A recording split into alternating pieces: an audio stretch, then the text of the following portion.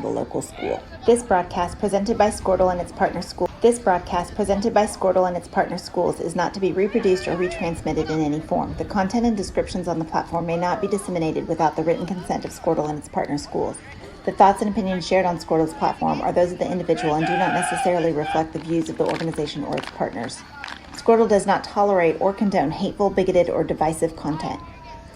We want to thank our schools, advertisers, and individuals that have joined with us in our mission to build community around the local school.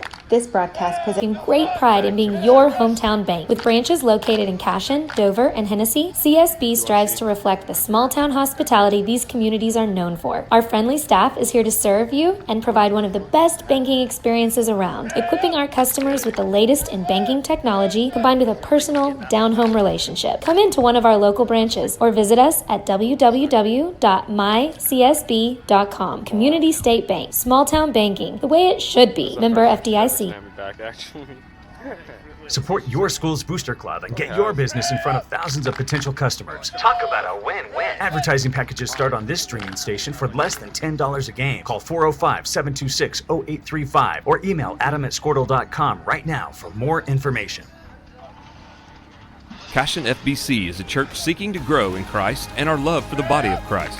With ministries from children to youth to adults, we strive to present the gospel in an engaging and meaningful way. Sunday school meets at 9:45 a.m. and worship starts at 11 a.m. Children and youth meet on Wednesdays at 6 p.m. Please check our website at cashionfbc.org for more information, and we hope to see you this Sunday, located a half-mile east of Cashion.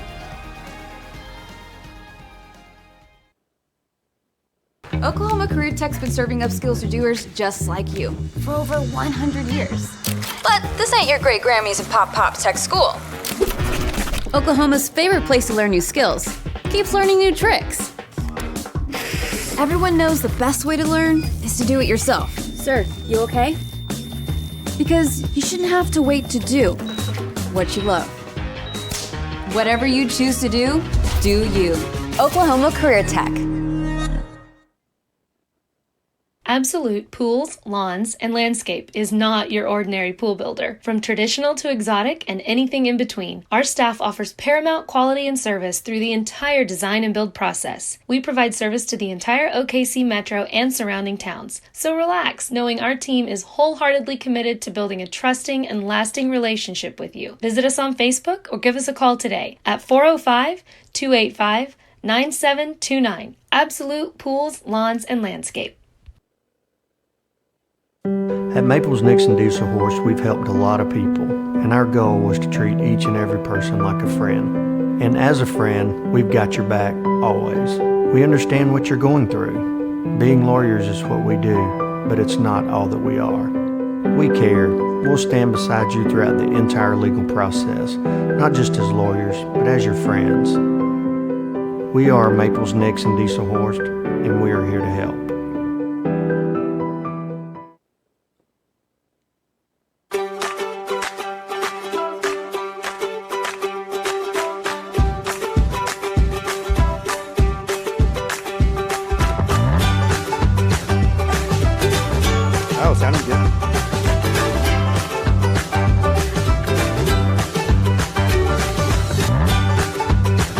Stream with Oklahoma's #1 high school streaming service, Squirtle.tv. Find out more at squirtle.com/stream. Kyle and Gina Van Druff have the answers to all your real estate and insurance needs. All right, welcome. It is Thursday night edition of Cashion Wildcat 2022 football. We appreciate you guys joining us here on Cashion Wildcats TV live from Crusader Field in South Oklahoma City, Oklahoma. Christian Heritage, home of the Christian Heritage Academy. It's your Cashion Wildcats 3-3 on the year, taking on the 5-2 Christian Heritage Patriots. Not something Patriots. No, Crusaders. Crusaders. I knew that. Crusader Field. Crusaders. Duh. So I appreciate you guys joining us. Neiman and Bobby, my man Chris Gibson joining you. Chris, the best color guy in the state. We're super blessed to have you here on the visitor side. We got a little sun in our face. Get a little work on that tan here, that fall tan. But we appreciate you guys joining us here on the worldwide leader of high school athletics here in the state of Oklahoma. I guess that's kind of a misnomer, but we appreciate you guys joining us. Chris, Wildcats in district play on the road, a big game. Last time we were here, it took a Brexton Green in essence, Hail Mary in the corner of the end zone right over there from our man Lamb to win the game. But we're back here now in district play again. Welcome to Crusader Field. Yeah, we were talking about that. I think Coach Hardaway early in the week was like, last time we played there, it was touchdown to Brexton Green at the last few seconds of the game to win it. And I can remember it was before Squirtle, so It was before I started really going to every game. And there was a radio. It was like a game of the week or something for one of the radio stations. Sports franchise, yeah. And I can remember sitting in the living room with Maddox, and they said, touchdown Brexton Green, and like we were going crazy. It was awesome. It was fun. And but let's hope the Wildcats can pull out another one tonight. It's a big one. It's a big one tonight. It is. Every game in district. We dropped that first one, and Minko came back, got that win against Watonga, 1-1 in District A3. Every game matters, and every game in District A3, if you saw the records, there's only one team with an undefeated record. Guess who? Crescent. But Crescent with a big win over Christian Heritage. But everyone else has got a loss. So the district is wide open. And I think we felt that at the beginning of the year that, again, there would be some play here in District A3. And but we're super blessed and super proud to be bringing you tonight's action. I was a little neurotic and scared. We had traffic. And, I had no doubt we would get on there. there. You're Mr. Positive, optimistic. You know, and that's why we're a good partnership here. But yeah, absolutely. The sun is shining so bright. It looks like I have red beard.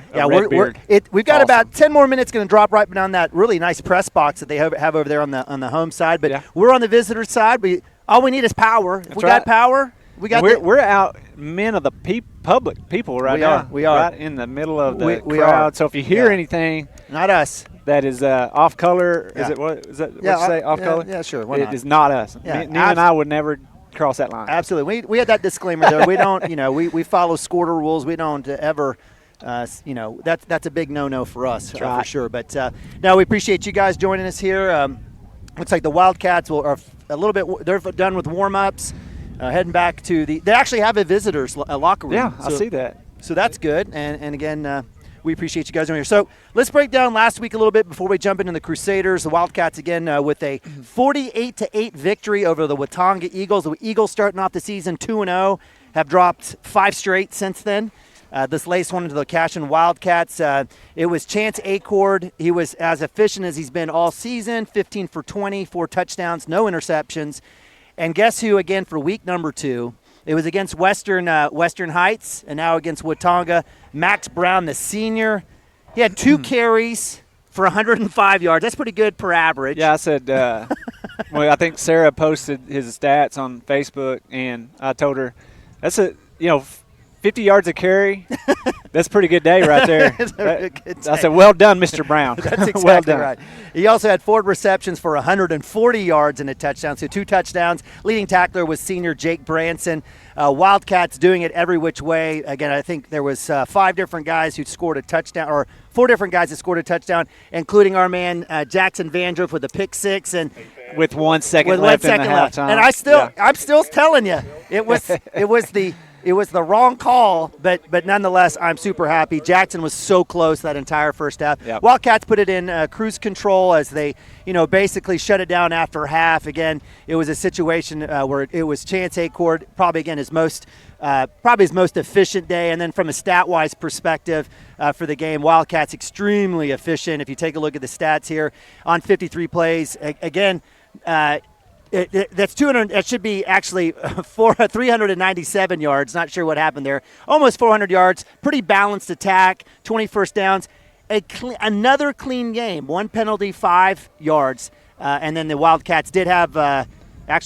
We did have those 3 turnovers on the day. So. Well, those 3 turnovers came. 2 of them came in the last minute of the game when the freshmen were out there. Actually, all 3 were with JV. All 3 of them were at that very last little bit of the fourth quarter, and we just couldn't get a clean handoff or couldn't get a clean snap, and it was but other than that, I mean, when I saw the stats and it was 1 penalty for 5 yards, I was like, is that a record for Cashion Wildcats? But that's this team, that's what it's going to take to put up numbers like this and the scoreboard, have the scoreboard look like this against Watonga, that's what it's going to take. Because when we shoot ourselves in the foot, it completely kills everything that we've got going on offense, on a drive, that you got momentum. And like we talked about it in years past, you could get some of those big penalties, and you had mistake erasers. You had those kids that just were going to go and get those big yards back. And this year, we need to stay clean. We've got the athletes to make the plays, but when you kill the momentum, it just kind of slows the whole offense, throws everything out of whack. So if we can keep that stat, 1 penalty for 5 yards, we'll be really successful in every game we play. No, I totally agree with you, Chris. And again, Western Heights and Watonga are not world beaters. Okay, I will give Western Heights credit. It was a 5-point game with just the CHA just a few weeks ago, and they had a chance. They were doing really well in that game. Ended up losing by a couple scores, but not world beaters. But again, we talked about it 2 weeks ago against Air. This is, again, the Wildcats are, in essence, they're performing, and they're doing what they need to do to get the win. And it was a nice win, 48-8. It wasn't a a 12-8 battle. It was definitely one of those deals. So let's see if the Wildcats can put 3 games in a row, and this is going to be an extremely important one, right? Obviously in district with a really, really good team here in the 5-2 Christian Heritage Crusaders. I'm going to get it right. We'll get it right. Hey, it looks like you're going to pull up a graphic here. It's probably a good time to thank all of our fantastic football sponsors this year. Big thank you. We're doing it a little bit different this year. In years past, our booster club has been all sports.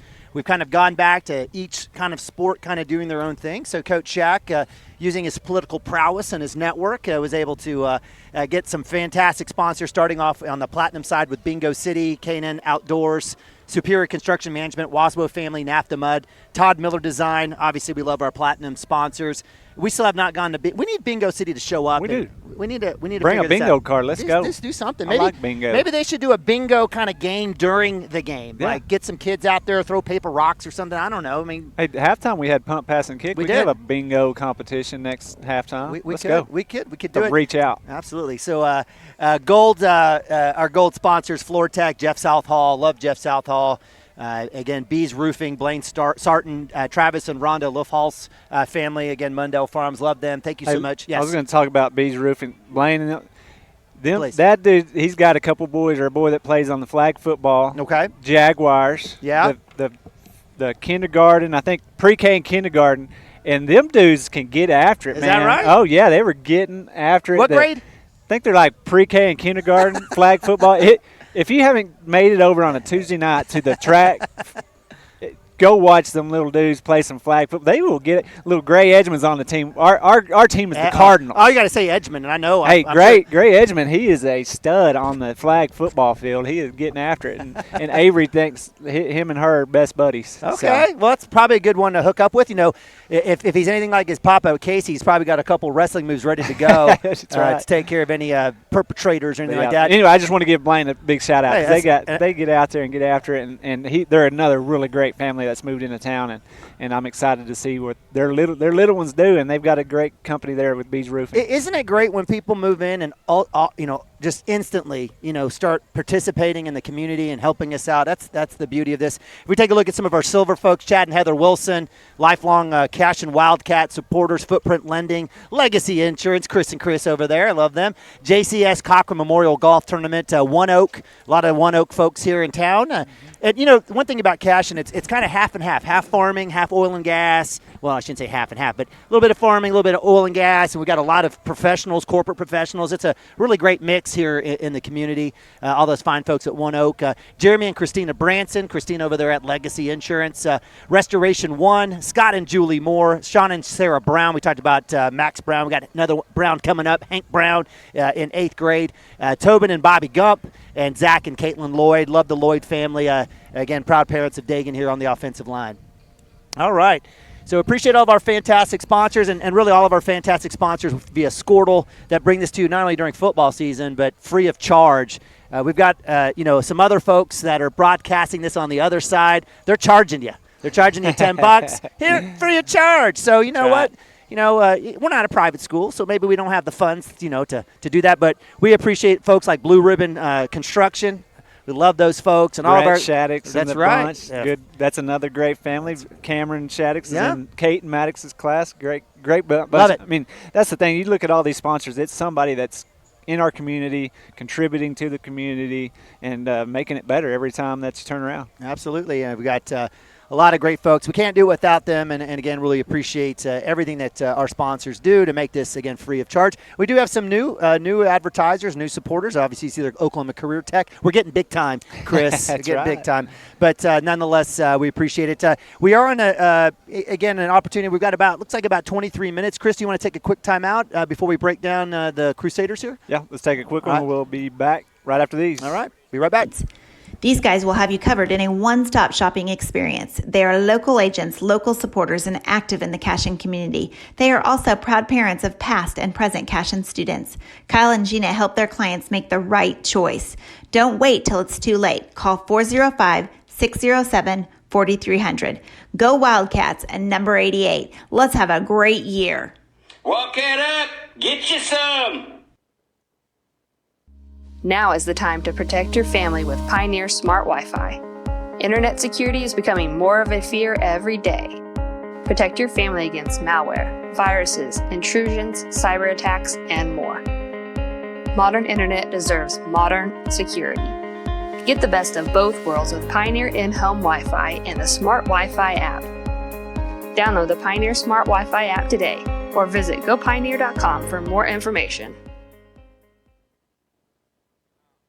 Dr. Matt Dieselhorst at Dieselhorst Sports and Orthopedics can help you get game day ready. Dr. Dieselhorst works with athletes of all ages, taking a coordinated approach to accelerate return to play and maximize athletic performance. His work with pros in sports training, injury prevention, bracing, functional rehabilitation, and imaging works seamlessly with his medical and surgical expertise. Get started by going to Dieselhorst Sports and Orthopedics. Let Dr. Matt Dieselhorst get you back on the field, backing all Oklahoma athletes on the field and off.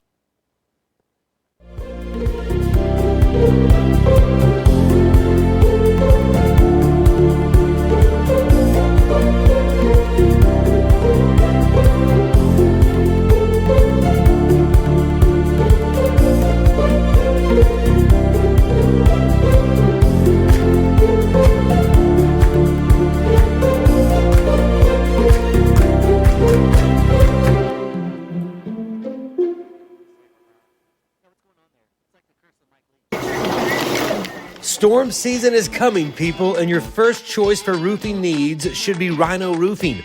Locally owned and operated, the Rhino specializes in all types of repair and replacement. Large scale, traditional, modern, unique roof lines, they can do it all. Protect your home and your family with the specialized services of Rhino Roofing. Visit our Facebook page today and make an appointment. Rhino Roofing is all the hype for any roof type. Looking for a solution to your water well problem or just needing a new well drilled? Western Drilling does water well drilling and repair. They are experts in pumping system installation, troubleshooting, and repair.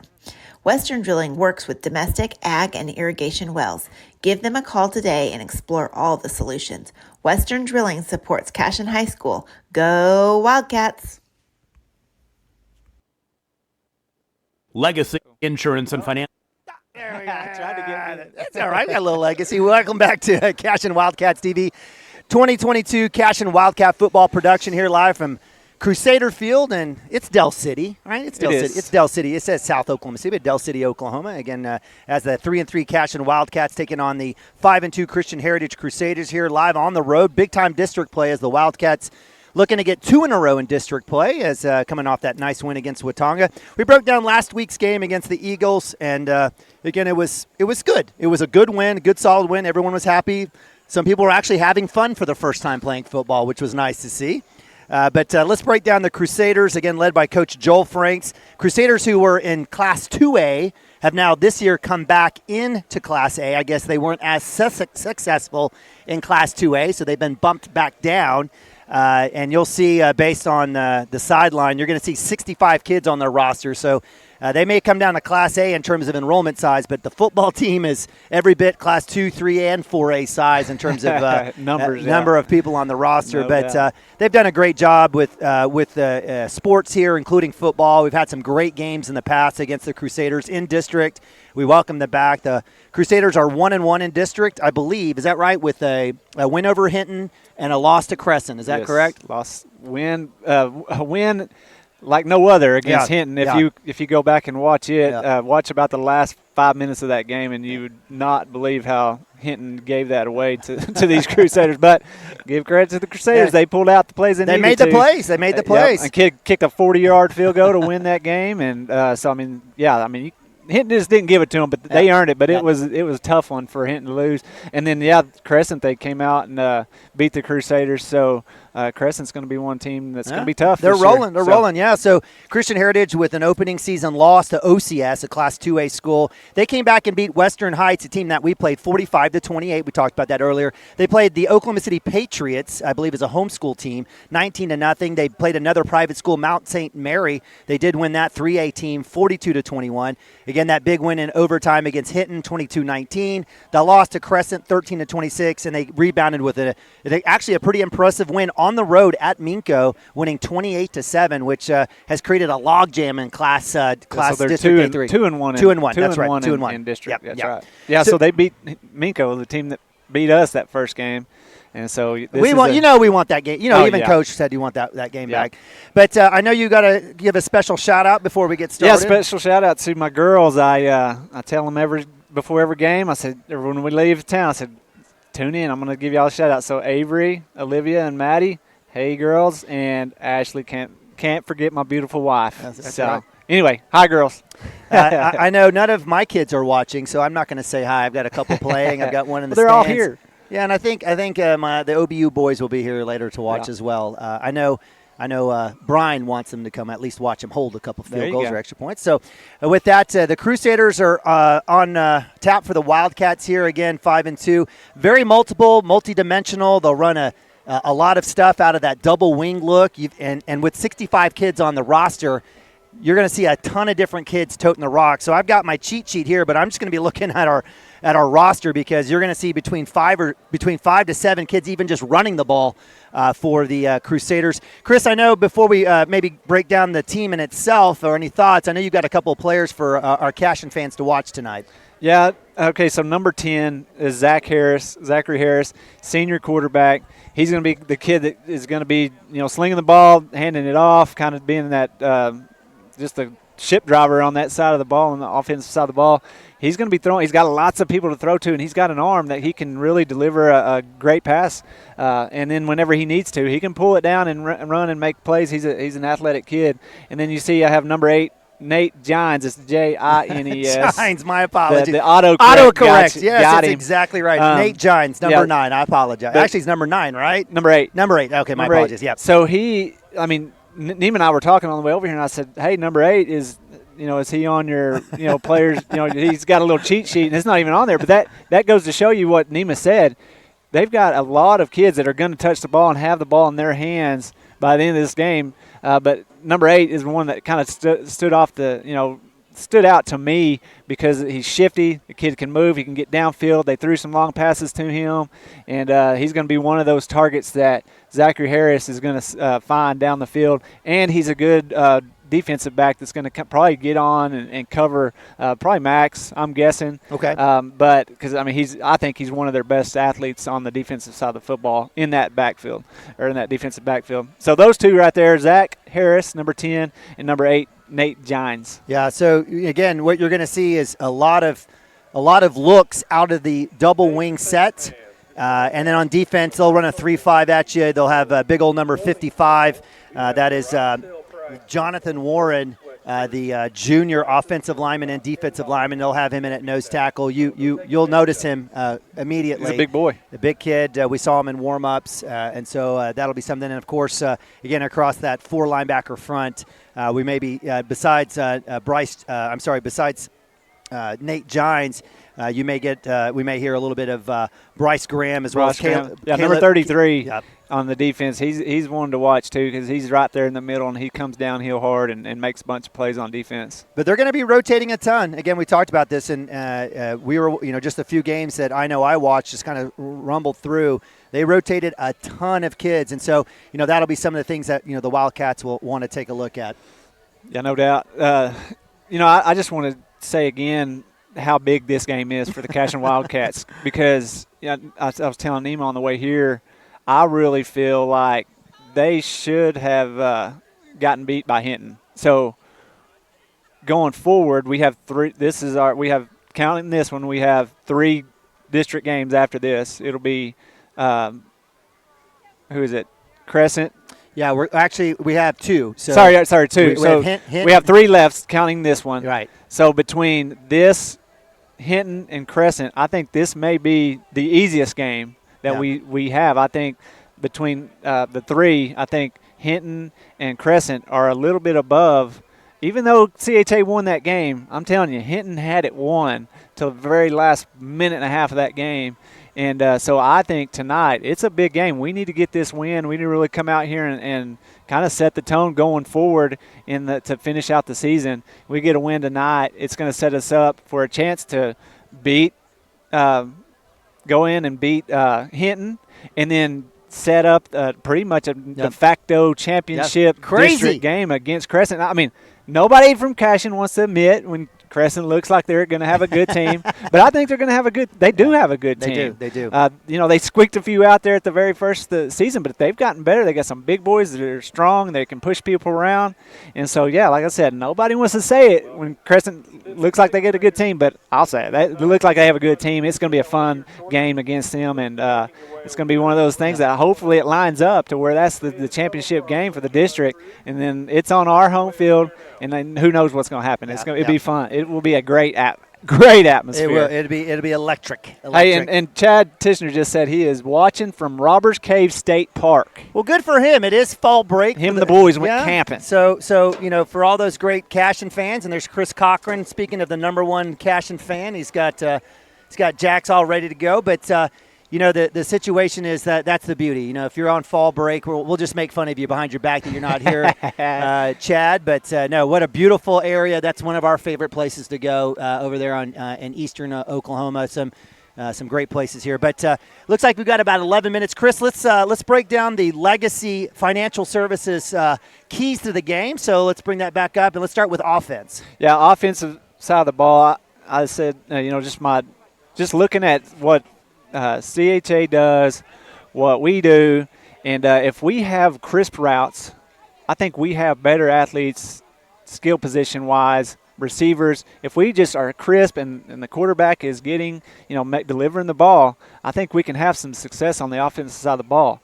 But to my second key right here, you've got to protect number 4. Yeah. He's going to have time to get back, see those routes come open, and deliver strikes.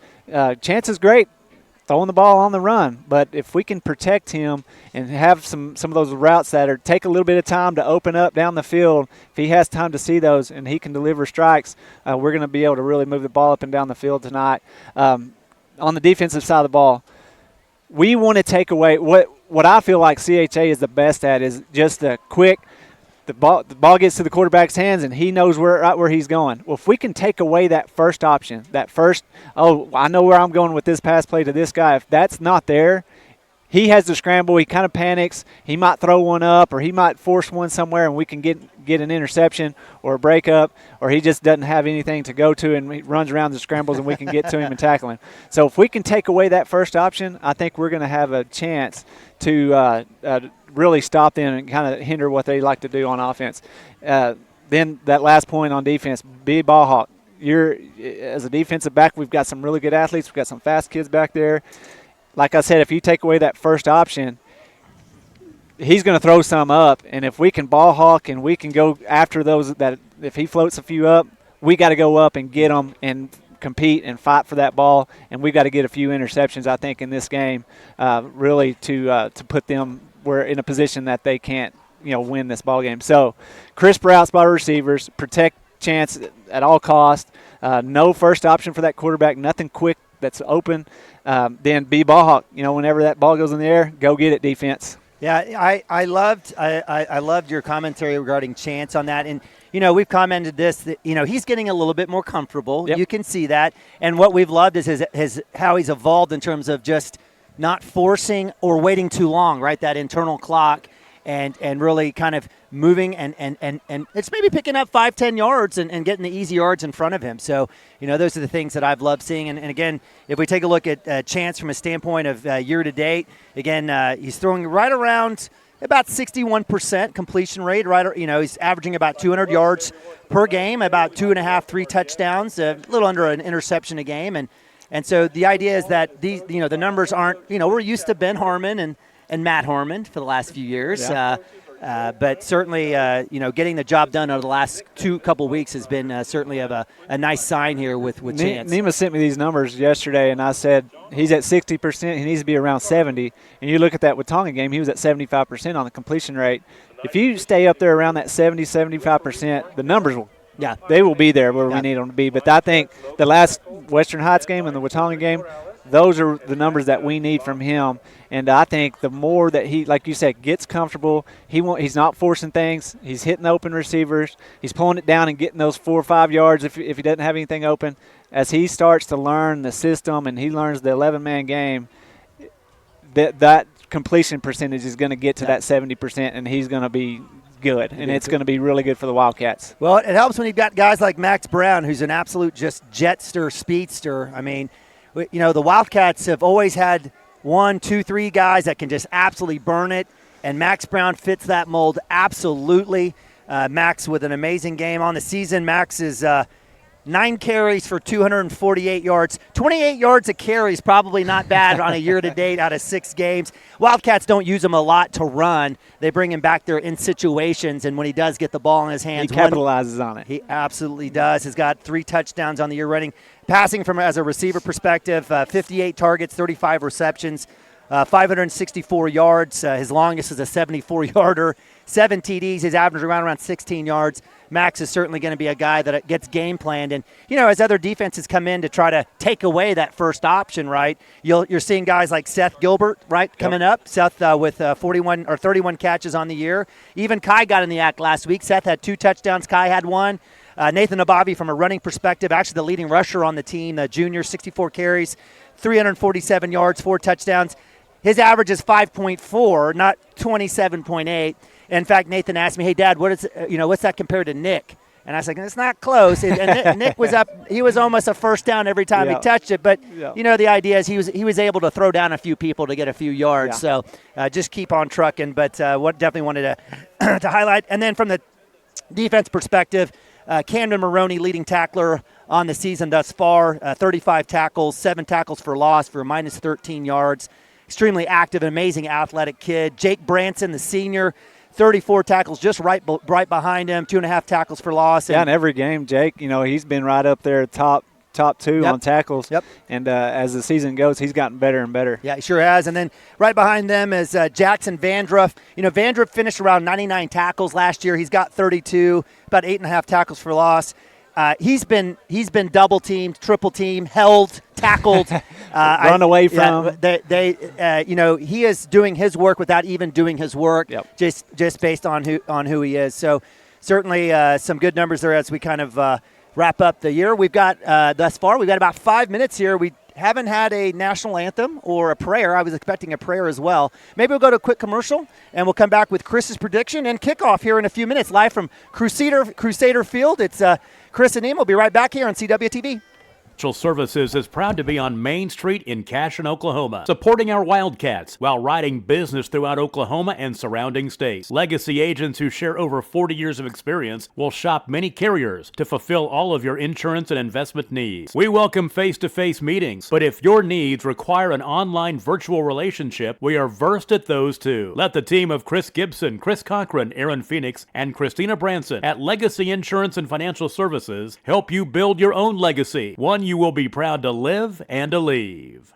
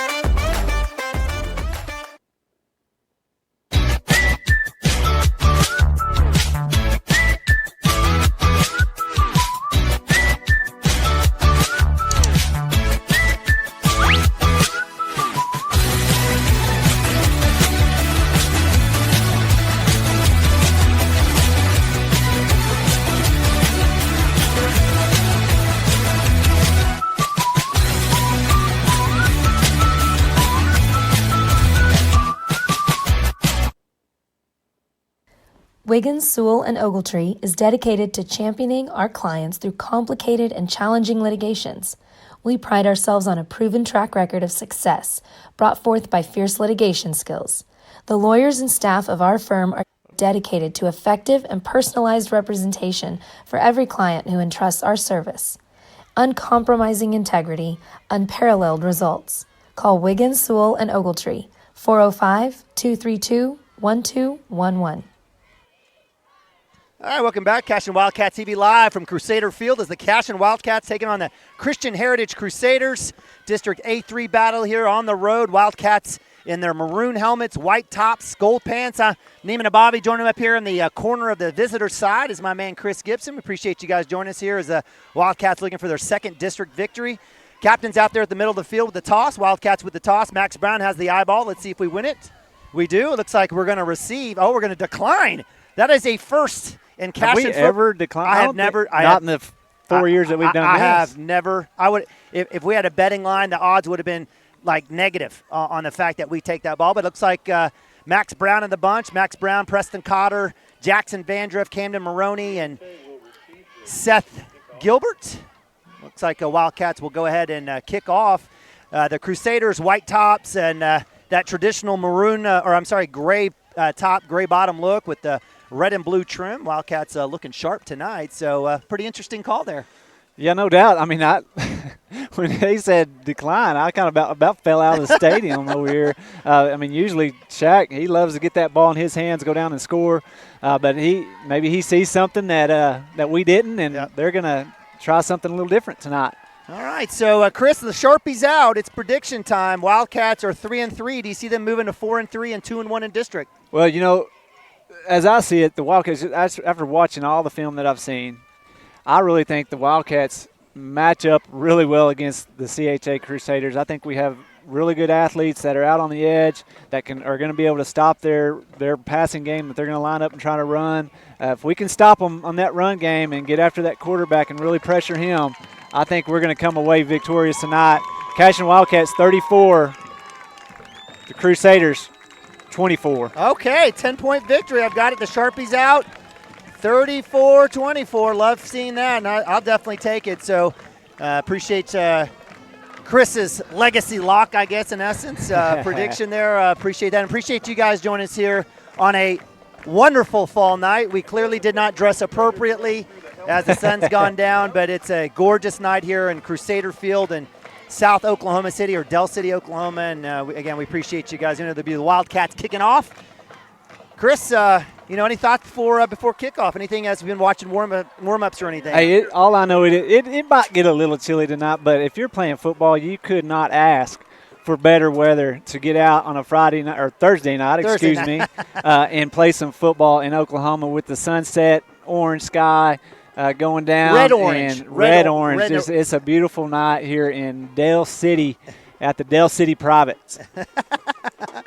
Well, we appreciate you guys joining us. We're missing our man, Drew Baker. Drew is doing his work with the Squirtled Pay Dirt, so big shout-out to our man. Looks like we are going to do a little national anthem. Okay. I was wondering if we were going to get to that. All right, so we'll take time to honor the flag and this wonderful country. Our precious Heavenly Father, we thank you so much for a wonderful evening where we get to come and compete and watch our kids and our friends compete. Father, thank you for these coaches. Thank you for every player. I pray your protection upon each and every one of them. I pray for the officials tonight. I pray that we would give them all our respect.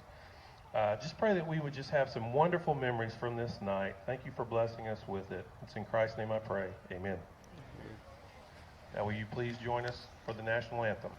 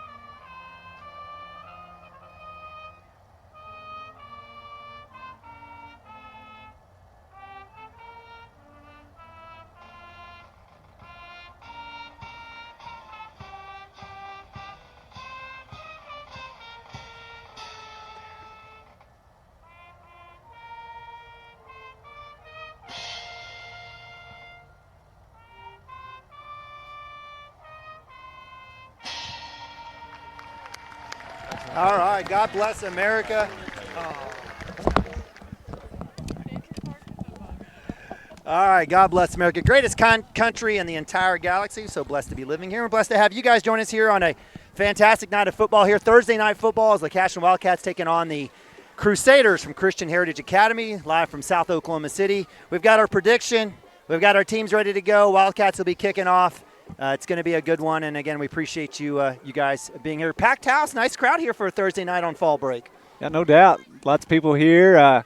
Got the crowd amongst us tonight. We're not up in the box. We're out in the maybe that's why I didn't bring it, Jack. I'm used to getting spoiled. I've been used to being up in we are big time. In the box. So, yeah, no, it's a beautiful night and great crowd. And I'm ready for some football. Let's do it. So Wildcats will be kicking off south to north. It's a north-south facing field. And so Wildcats will be out there. My man Christensen. I'm just thinking, wonder why you can't get a bigger flagpole in Dale City. That's the shortest flagpole I think I've ever seen. I don't know. The little things. Yeah, the little things. But we're glad that we have power. So that's right. Little short flagpoles here, and we got electricity. We're good to go. And so we appreciate it. Deep as you expect with the Cashion Wildcats, will be a high onside, usually right on 30 around our side. Looks like we've got number 25. Looks like that's Jake Goodman, senior wide receiver. This is one of 15 seniors here for the Crusaders. And it looks like number 74 is also back there. That's Noah Schreier, another senior.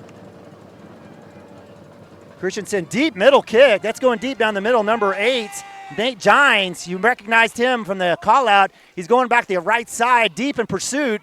Looks like he's tackled. Give credit to Kai Gilbert on the tackle. Westerhoff in pursuit, Nathan Ababi. And it'll be 1st down and 10 for the Crusaders on their first possession. It's like right around the 26-yard line. Hey, you know, the Cashion Wildcats look a little different than how we kicked off after we won the toss. And he kicked it deep, cooked it almost to the 10-yard line. So great kick there, a great cover, and having them backed up on their own 25 to start this ball game. And look for Jackson and Preston to really be just pin their ears back and get to that quarterback right now. A little 4-man front here as Jake Branson's kind of up on the line. It's going to be handoff underneath. Blitz is underneath. Initial push there is not made by Gilbert, but guess who? Looks like a little Timmy Jones and Jake Branson on the tackle. So the Wildcats come up with a tackle for actually no gain, and it'll be 2nd down and 10. Yeah, Jake got a good jump there and got in there. Kind of had got taking him down to the ground, but got there and got to the ball carrier, and then Timmy Jones comes cleans it up. Well, I've seen a sophomore there, Timmy. Grandma and Pappy up in Michigan. So, again, 2nd and 10, 11-20 here. Handoff underneath, backside. Coming up, Preston Cotter, Camden Maroney, and nothing for the Crusader running back, number 9, Christian Mills. And that's going to be a 3rd down and about 9. Yeah, that time just Preston Cotter gets through there. And another one of the Cashion Wildcat linebackers coming up to help clean up. And Maroney right there. All right, so 3rd and 9. Let's see, we might see a pass here from Zachary Harris, the senior quarterback here in the backfield is number 9 with him. Again, Christian Mills, who had that last run. Back to pass. Looking to that left side on the out. Coming up way too high. Great coverage by Max Brown. Kel Cochran coming up with a big catch on the sideline. Max Brown in coverage against senior Jake Hale, and that's a 3 and out for the Wildcat defense. Great start here on the road for the Cashion defense and Coach Wood. Yeah, defense, that may be why Coach Shack said, let's give the ball to the defense tonight, get them fired up, and it's going to give Cashion Wildcats a really good starting field position for their first drive. Landon Bean, the junior punter here, is also defensive back for the Crusaders. Wildcats in protect. Deep is Gilbert. Gilbert's got an end over end. He'll call fair catch, and they don't whistle. But he's got to get that hand above his helmet. Got to get it up above. Got to get it up there, but good thing he didn't get smacked. So like the OSU Cowboy dude threw his hand up in the last second. Who does that? Sorry, I'm still got a little animosity against some OSU Cowboys beating my Red Raiders. That's all right. Big 12, just like A3, the Big 12's wide open. That's right. It is. That's Coach Hardaway said. He's like, man, our district reminds him of the Big 12 because it's just everybody kind of beating up on everybody. Wildcats take over first possession from the Cashion 43. Single back set. Actually, Cowboy back there is Camden Maroney with Cooper Frazee. Chance Acord, the junior, in shotgun. Back to pass, looking to his right, looks left, deep ball. Max Brown, the streakster, in his hands, catch it, yes sir! The senior deep ball reception in Crusader territory. Wow, that was a great catch right there by Max Brown to go up, bring it in, high point the ball right over the head of the receiver, bring it down for the big Cashion Wildcat first down. So 1st and 10 from the 16. Cooper Frazee with a handoff. He's trying to get the outside. No go on his number 14. Give credit to, looks like Caleb Gideon. We talked about him earlier, the sophomore with the tackle. And that'll be a loss of a couple here.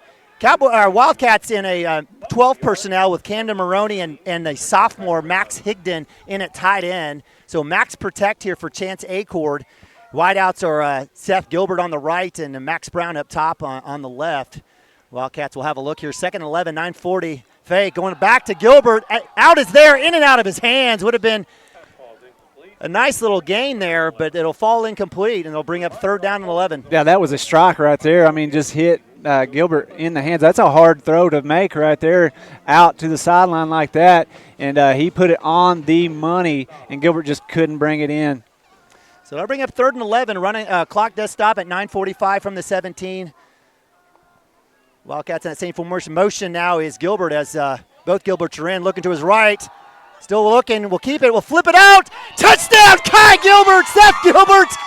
That's a fantastic stride. Chance Acord finding the senior in the corner of the end zone for a 17-yard touchdown pass. That was a great job by Chance there. And what he was doing, it was designed for him just to roll out there. If there's nothing, if everybody goes with the receivers, pull it down and get some yards. And all he did was got to kind of give him a pump fake. They came up to get him from running, and when they did, that left Kai Gilbert wide open in the end zone for the Cashion Wildcat touchdown. Christensen out to Brian Nabavi, freshman on the hold. Kick is up, and it'll be blocked. Little delay there on the snap there, so that will be no good. So I'm going to go back to the very first play that got the Wildcats down there in the position to get that touchdown. You'll see Max Brown up top just go streaking by the defensive back, and Chance Acord with the bomb right over the head of number 11 there, and Max Brown comes down with the big catch to put the Cashion Wildcats in position to get that first touchdown. Yeah, fantastic play. Love being able to see Chance step into that throw. It was a gorgeous ball. And Macton, of course, coming right back on a 3rd and 11. It was Acord rolling to his right. A little delay there. Seth Gilbert slips out into the end zone wide open. And Chance Acord finds him for the 17-yard touchdown. Wildcats up 6-0 here from Crusader Field. Big shout out to my man Brett Green. Yep. Brett's watching. He says here's the replay. Sorry, Brett. I'll get the replay, and then you see Seth go over there, and he's just waiting to have a chance to pull it down, and then he sees Seth Gilbert wide open for the touchdown. Sorry, Brett. We got to give Brett his shout out, man. We'll give Brett. He's got plenty of shout outs. Seth Gilbert with his 5th touchdown on the season, a 17-yarder there. And Camden Maroney, if you saw in that replay, he was wide open as well. So that might be one that we go back to again. So kicking off will be Christensen. Again, deep this time, a little shift here. Number 25 has replaced Jake Goodman's out there. A little change in the formation here. That one's back deep middle. Over the head of number 14, nice Caleb right Gideon, there. And that'll be a touchback. Christensen said he went to the middle of the field and just put his hands up like Michael Jordan, like, well, I don't know, man. I don't know where this is coming from. I like it.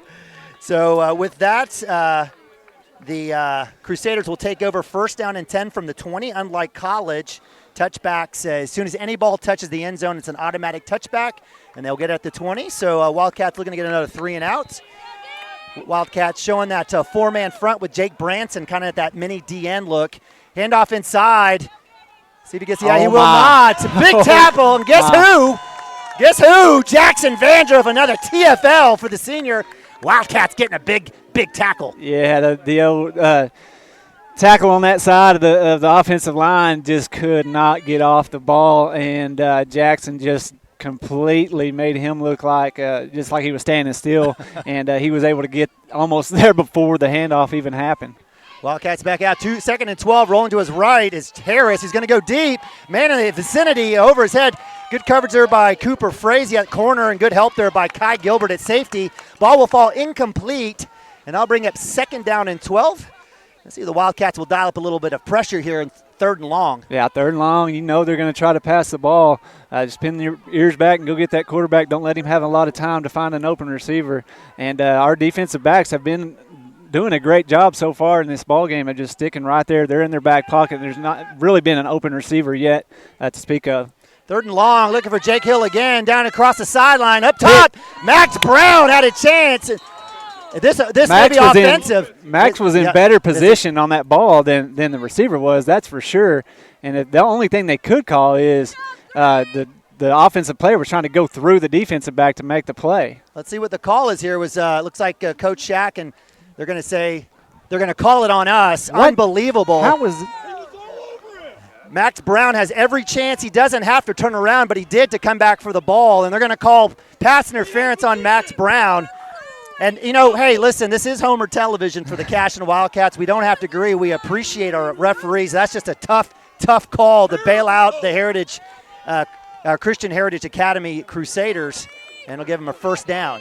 Yeah, I was going to try to get that back on, and you'll see it. Max is just right there with him, and whenever the receiver stops, Max turns around and goes to try to intercept the football. I don't understand how that was a offensive or defensive pass interference. Here it is right here, and you see. Oh no, I'm sorry, that's the play before it. I'll find it here in a minute. So we'll have a timeout as coach. Nonetheless, it's a 1st down for the Crusaders, and that's the only positive play that they've had has been a pass interference on the defense. That it was just a questionable call. So Coach Shack calling the timeout to go talk to our referee crew. And again, we don't have to agree with the referees. No one told us we have to. We appreciate what they do. We just felt like that was a tough call to go against the Wildcats as Max Brown was in great coverage. Yeah, here it is. You see Max down here in coverage. Let's just see what happens here, see if you can see it. Yeah, you see Max right there.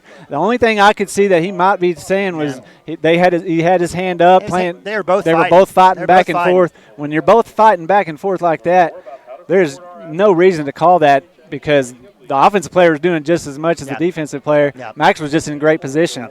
Yeah, it's certainly a tough call there. Again, a big shout out to our officials for the night. I forgot to pull that card out. Mark Clark, a referee, Hank Reeves, umpire, Logan Steckel, line judge, who made that last call, head linesman Rick Morales. Actually, I'm sorry, that was Rick Morales with that call. And then back judge Bob Steckel. Appreciate, again, our officials. And Chris, I'm just going to say it for you.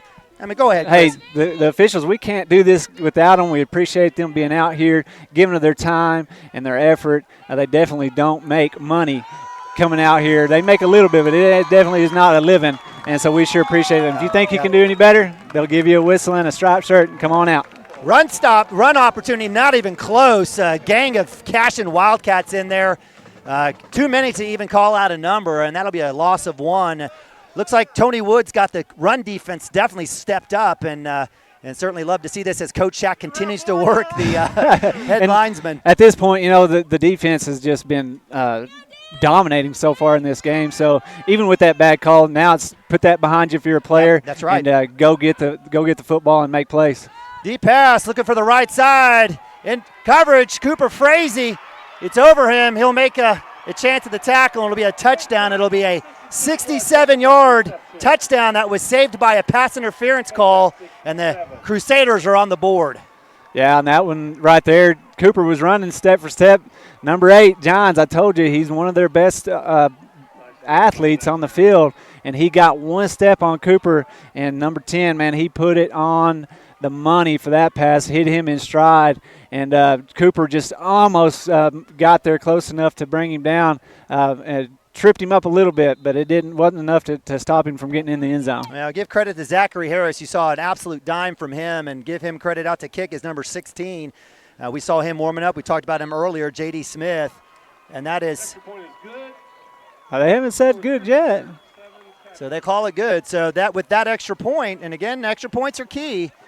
That'll be a Crusader lead now, 7-6, with 8:12 left here in the first quarter. Yeah, and right here, here's the thing on that play right there, or what I'm looking at in this game so far is the Cashion Wildcats have dominated on the defensive side of the ball. If that's the only thing they can do is throw it deep, we'll be okay. We're going to be able to correct that. Cooper's not going to let that happen again. And if we can continue to stop the run like we have in this first quarter, we'll be okay. Yeah. So certainly the big play, the second big play was the pass interference call that was called on 3rd and long that went through the hands of Max Brown and into the sidelines. Because that would have been a 4th down. They've been punting from there. No, that was a punt. It would have been 4th and 12, 4th and 11. They were punting inside their own 20.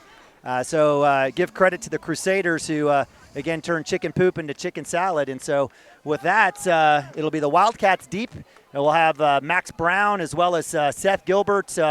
We've got a Preston Cotter sighting as well as – is that Jackson Vandrup with a different number? Is that a different number on him? No, it's 59 right in the middle. Okay, I can't see it. Hey, Preston and Jackson look a lot alike out there on the football field. I like it.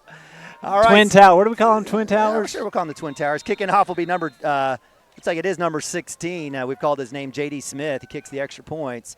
Big, strong leg. High onside. Let's say it's going to hit one bounce. It'll be in the hands of Max Brown.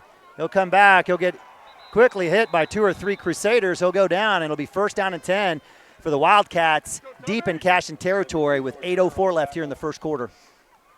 Yeah, and what we need to do here on the offensive side of the ball is just now we're backed up. This is going to be our first really long drive of the game, our opportunity for a long drive. And what you want to do on the offensive side of the ball here is just take what they give you, protect that quarterback, and let's see if Coach Shackelford doesn't try to get some sort of running game going here. We haven't even seen a handoff yet, I don't think. It'll be a swing pass coming across, it'll pump, and it'll be a sack as Chance Acord goes down. Give credit to number 58. That is Stonewall Brown, the junior, and it'll be 2nd and long for the Wildcats, a loss of 5. Yeah, and they got to him pretty quick right there. That's what happens when he don't have enough time to he was still looking down the field for a receiver to open up in one of those deeper routes, and luckily he was able to hold on to that ball. He kind of had it out there when he got hit, but he was able to bring it back in and not have offsides. Fumble. Oh, look, we got a makeup call. So it took a while for them to call it. I'm not sure what was the discussion, but both linesmen able to make the call. That'll be a free 5. So the Wildcats get that sack yardage back. They were waiting for each other to do it. And is that right? Finally, okay. They said they both decided to pull the trigger at the same time. Wildcats go empty here. We got 3 trips down below. We've got Max Brown and Cooper Frazee up top. Looking across the middle. Nice little pump there by Acord. He's going to cross an excellent yardage, and it'll be enough for a 1st down. Great choice by Chance Acord. And the Wildcats will pick up a 1st down and 10. Yeah, good job right there by Chance. He got flushed out of the pocket, was looking down the field. When there wasn't anything there, gave the old pump fake, got the defender in the air, and was able to run right by him and pick up about 15 yards. He had a couple Wildcats running free across the middle, but good choice. Cooper Frazee comes in with the 12 personnel. He'll stick his nose and fall forward, get a couple yards there for the junior. Wildcats, again, with Camden Maroney and Max Higdon in there in that double tight end set. Cowboy back look. Actually, it's across the line. Big shout out to Caden Seeley, our center, Tommy Harris, or Tommy Harris. Tommy Branson. Tommy Branson. Cooper Frazee with the carry again. That one a little bit slow moving. Frazee looking to see where the hole developed. I think that's one where he needs to stick that foot down and just get after it. And that'll be a loss of 1, so that'll bring up about I feel like whenever he hit the hole, he kind of was headed downhill, and his head turned around there. I thought he got face mask, but they must have just had him right around the shoulder pads. Yeah, maybe a horse collar. So with 6:37 here, clock running, Wildcats looking to get that 1st down, 3rd and 6. Acord on the out, hits his man Max Brown, takes about 500 Crusaders to bring him down. Max got that speed. He's showing you the strengths, and that's a Cashion Wildcat 1st down. Yeah, that was a great route right there by Max. Just pushed that defender off the line, hit the brakes, turned around, and Chance just delivered a strike right to him and gave him a chance to catch that and make a move and get a few extra yards. 1st and 10, Frazee with the carry. He'll cut back, looking for a lane. He's got one. Another move. Frazee still on his feet, and that'll be a Wildcat 1st down, a 15-yard run there for the junior, and the Wildcats moving here. First quarter, 6:04 running clock. Wildcats stay in that 12 personnel. Maroney and Max Higdon at tight end. Frazee the right of Acord.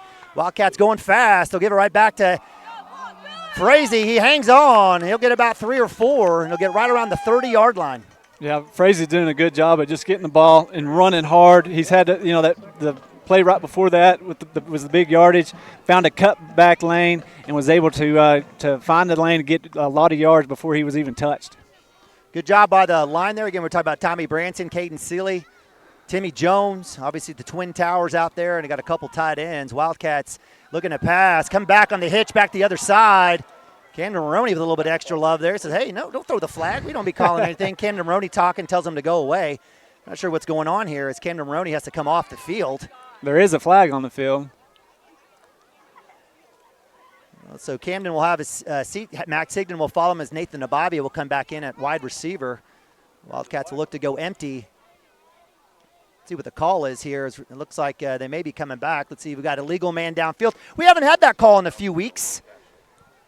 Seems to be an area of emphasis. So that one will negate the run there by Cooper Frazee. I thought it was just 5 yards. Okay, I guess must have only been a 4 yard. So it'll be 2nd and 11 here for the Wildcats as they mark that off. Wildcats go trips right. Frazee stays in the backfield. 3-man front here for the Crusaders. They'll stay in that 3-4 look quite a bit. No, one safety help on the trip side. Let's see what happens here. Nobody on. I was about to see, actually they rotate. So Frazee to the right now. He'll go in motion. Swing pass to Frazee, see if he gets a block. He has a lane, Cuts it up, puts his head down, pulls forward. Big gain, great blocking there by the Gilberts as well as Max Brown, and that'll bring up 3rd and 1.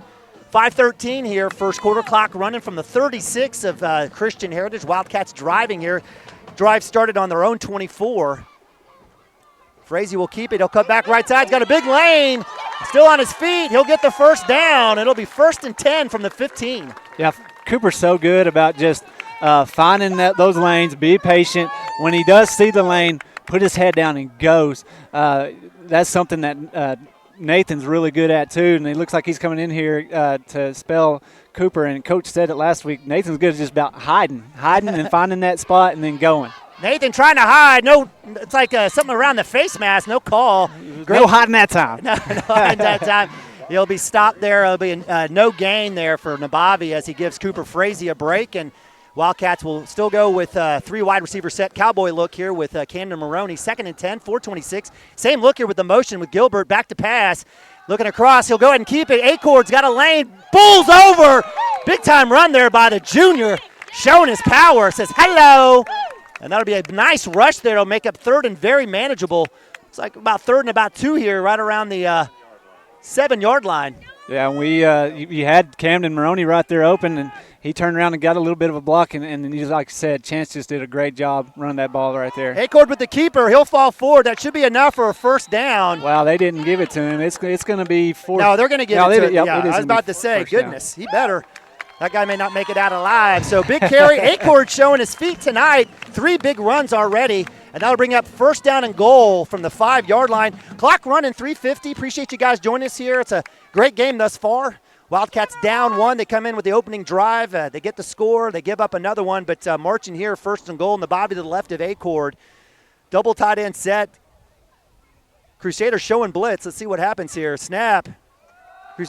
Acord with the keeper. He's got a lane. Take it in. And it'll be a touchdown. Chance Acord, 5-yard keeper. Wildcats take the lead. Yeah, they brought up some pressure on that outside. Nathan did a good job of picking up the blitz. And then Chance just pulls it down, sees green grass, and takes it all the way to the end zone. So Chance Acord showing you what you got with your feet, son. And the Wildcats go up 12-7. Wildcats are going to go ahead and go for 2 here early on. We'll bypass the extra point. Cooper Frazee will come back out at running back. We'll have Nabavi, Gilbert. Down on our side on the boundary will be Max Brown. Actually, it'll be empty as we'll have 5 wide. Let's see if Acord keeps it again. So with 3:28, Wildcats trying to get the 2-point conversion. We'll get the call here. 9 seconds on the play clock. Got Arrow. Snap, Acord back to pass, looking to his right, will pump, will roll. He had Nabavi wide open, decides to throw a cross, looking for Gilbert. Nabavi says Nabavi is still open, and so that will fall incomplete. And the Wildcats will fail on another extra point, but they do take the lead, 12-7, and that's all that matters. Yeah, you see here, I got it dialed up. You'll see the guy come off the edge. Nathan does a good job of picking him up, and you see Chance just pulling it down, seeing what he's got, and seeing all the green grass all the way to the end zone, puts it over the line for the touchdown. So the Wildcats starting on their own 24, march 76 yards. Big plays by Chance Acord, picking up a couple of first down with his feet. Good couple of catches. Max Brown on a hitch. Cooper Frazee getting it inside the red zone, and it was Chance Acord on a couple runs, and the Wildcats go up 12-7. Again, Acord getting on the positive side now on the rushing statistics on the year. It's definitely taking a couple sacks. And that's stuff that Coach Shackelford talked about after, I think it was the very first game against Rejoice, and he said, as far as playbook, Chance only knew about 5% of the playbook, and you see it as the season has progressed. That playbook's opened up a lot more. You're seeing some plays that we haven't seen earlier in the season, and it's man, we got some muddy water in front of us over here. Got some OBU bison walked up, but no, Chance is doing a great job of learning that playbook, and you can see it. Shaq's been able to open that up a little more, and it's definitely showing on the offensive side of the football. Christensen, deep kick. This one will go to number 8. Get in, come back. Goes by Vandruff coming back through. Don't see that too often, so give him credit. And Vandruff knows it too. He's kind of, hitting himself on the head there, saying, man, I should have had him wrapped up. I give credit to Johns making him miss and getting a few extra yards. But the Cashion Wildcat defense, let's see if we can keep the run game at bay and catch and keep covering those offensive weapons that they have out there on the edge. Credit Barrick Wano, his 25th tackle on the season, just a freshman. So Wildcats back out on defense, starting from the 39 here as Christian Heritage takes on their third possession. Little keeper there by the quarterback. Maroney comes off the edge, coming out of bounds. It'll be a solid gain there. Give credit to Zachary Harris on the design keeper to the outside. They'll get about 3 yards. That'll bring up second down and about 7. Yeah, for the Crusaders' run game, that's been the longest play from scrimmage, I think, for the as a rushing play anyway, so far tonight.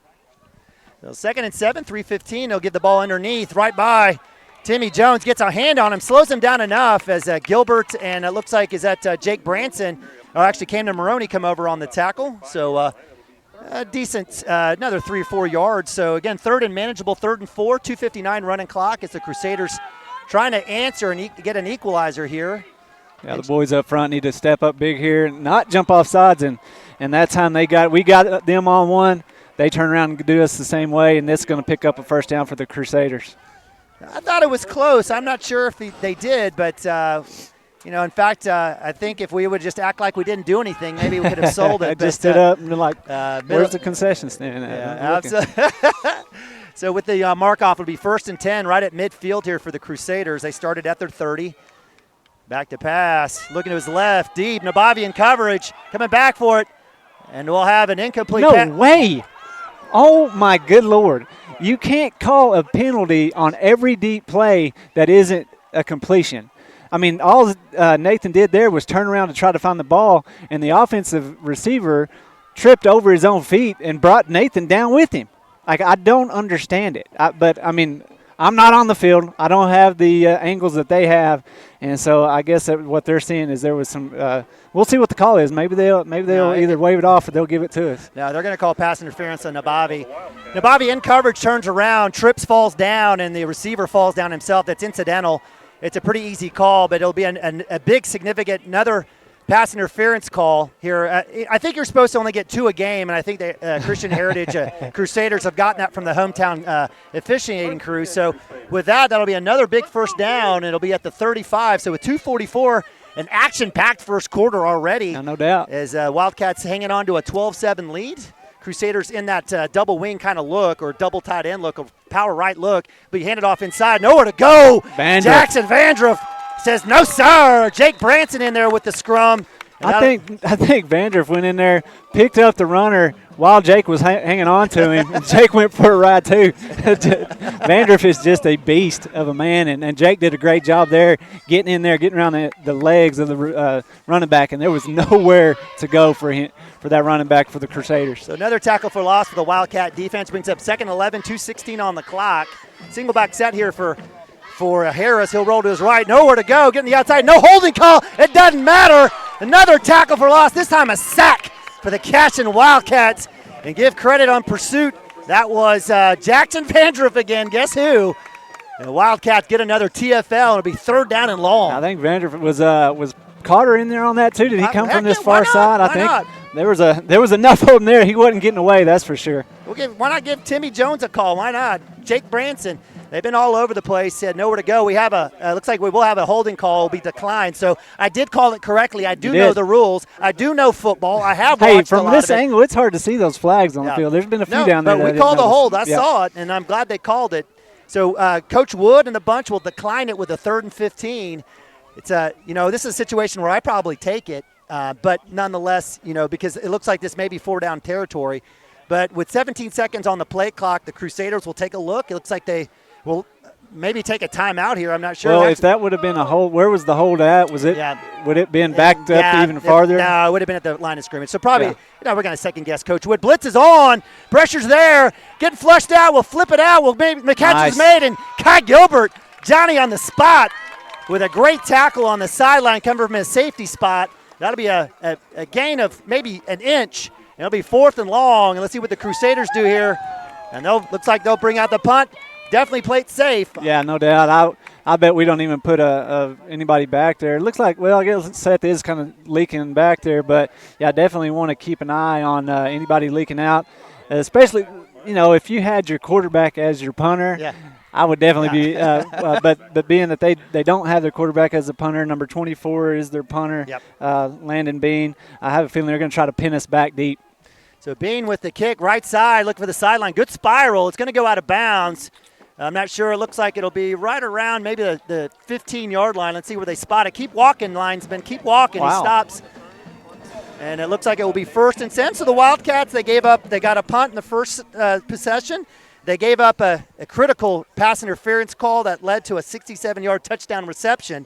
They come back after a offsides penalty and another pass interference call. The Wildcats do get to stop the punt, and it'll be 1st down and 10. Their 3rd possession of the day from the 18-yard line.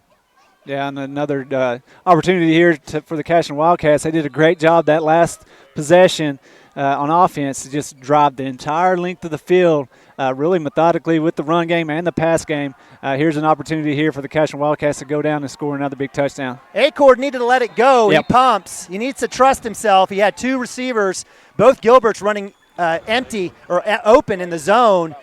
And so with that, he'll take the sack. It'll be a big sack deep, and it'll be 2nd down and 16 from the 12-yard line. 52 seconds here, first quarter. Wildcats will replace Cooper Frazee. We'll go empty with Gilbert Brown up top. We'll actually keep Camden Maroney in there for max protect with Gilbert, with Seth Gilbert and Nabavi here on the close side. Let's see if we don't see a screen play to Camden here. Yeah, I'd like to see it. So 2nd and 16. Blitz is on. Looking to go right side. He'll go ahead and keep it. Acord showing his feet, getting across. Stays on his feet, out of bounds. We'll stop the clock. Let's see if what we have in terms of a gain. It looks like just 1 yard. Can you believe that? Well, I think he made it back to the original line of scrimmage, I believe. So Wildcats will go max protect here as Nathan Abavic sits. Max Higdon will come in. Camden Maroney will go to the line as well. So we've got Gilbert and Brown as wideouts. Cooper Frazee in at running back. 25 seconds here left in the first quarter. It's been a crazy first quarter.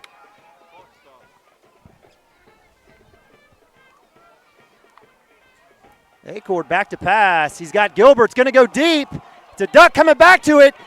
That better be a flag. And there you go. Thank you. But is that a 10-yard penalty or 15?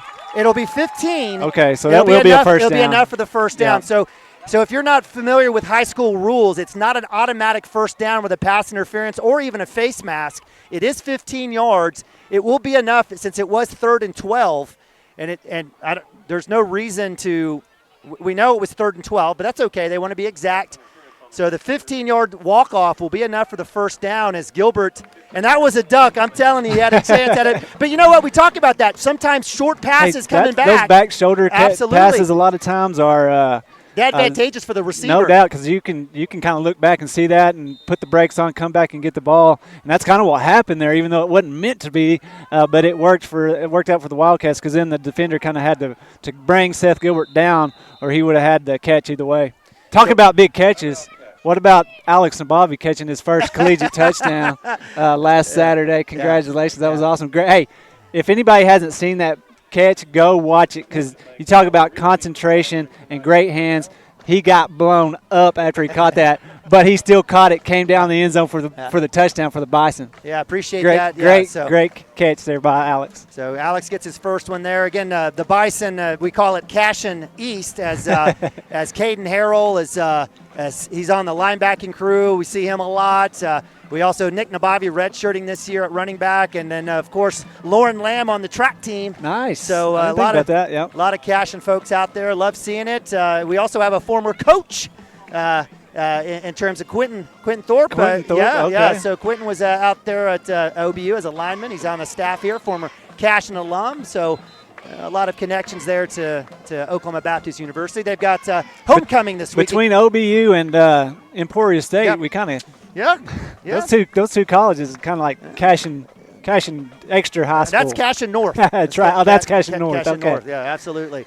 So with 17 seconds left, Wildcats will come back out 1st and 10 on that pass interference call from the 32. Nathan Nabavi now in at running back next to Acord. Back to pass is Acord with a screen. Nabavi, he's got a chance. He'll cut back in, nowhere to go. A couple missed blocks and a little extracurricular activity. What are we doing? Whistle blown several times as Nathan gets thrown to the ground, but give credit to number 72 for the Crusaders who was there. That was Ethan Day, the senior linebacker. Yeah, defense did a good job there of recognizing that and not really giving Nathan anything to work with. And the way it was kind of set up to begin with, I thought it was going to be a pretty good play. But like I said, give credit to the Crusaders defense, able to get there and get the stop before Nathan even got back to the line of scrimmage. So with a loss of 2 there, it'll be 2nd and 12, and that'll be the end of the first quarter. What a crazy first quarter. Wildcats up 12-7, their third possession. We'll go to a quick timeout. Be right back. Cashion Wildcats TV. Founded by Jesse and Amy McCracken, Rural Pest Solutions is a Cashion-based, family-owned and operated company. Our focus is on providing the highest level of customer service while effectively treating many common invaders, including spiders, ants, roaches, mice, mosquitoes, fleas, ticks, and termites. Flexible scheduling and superior customer service are our top priority. Call us today to schedule your appointment. 405-283-6565.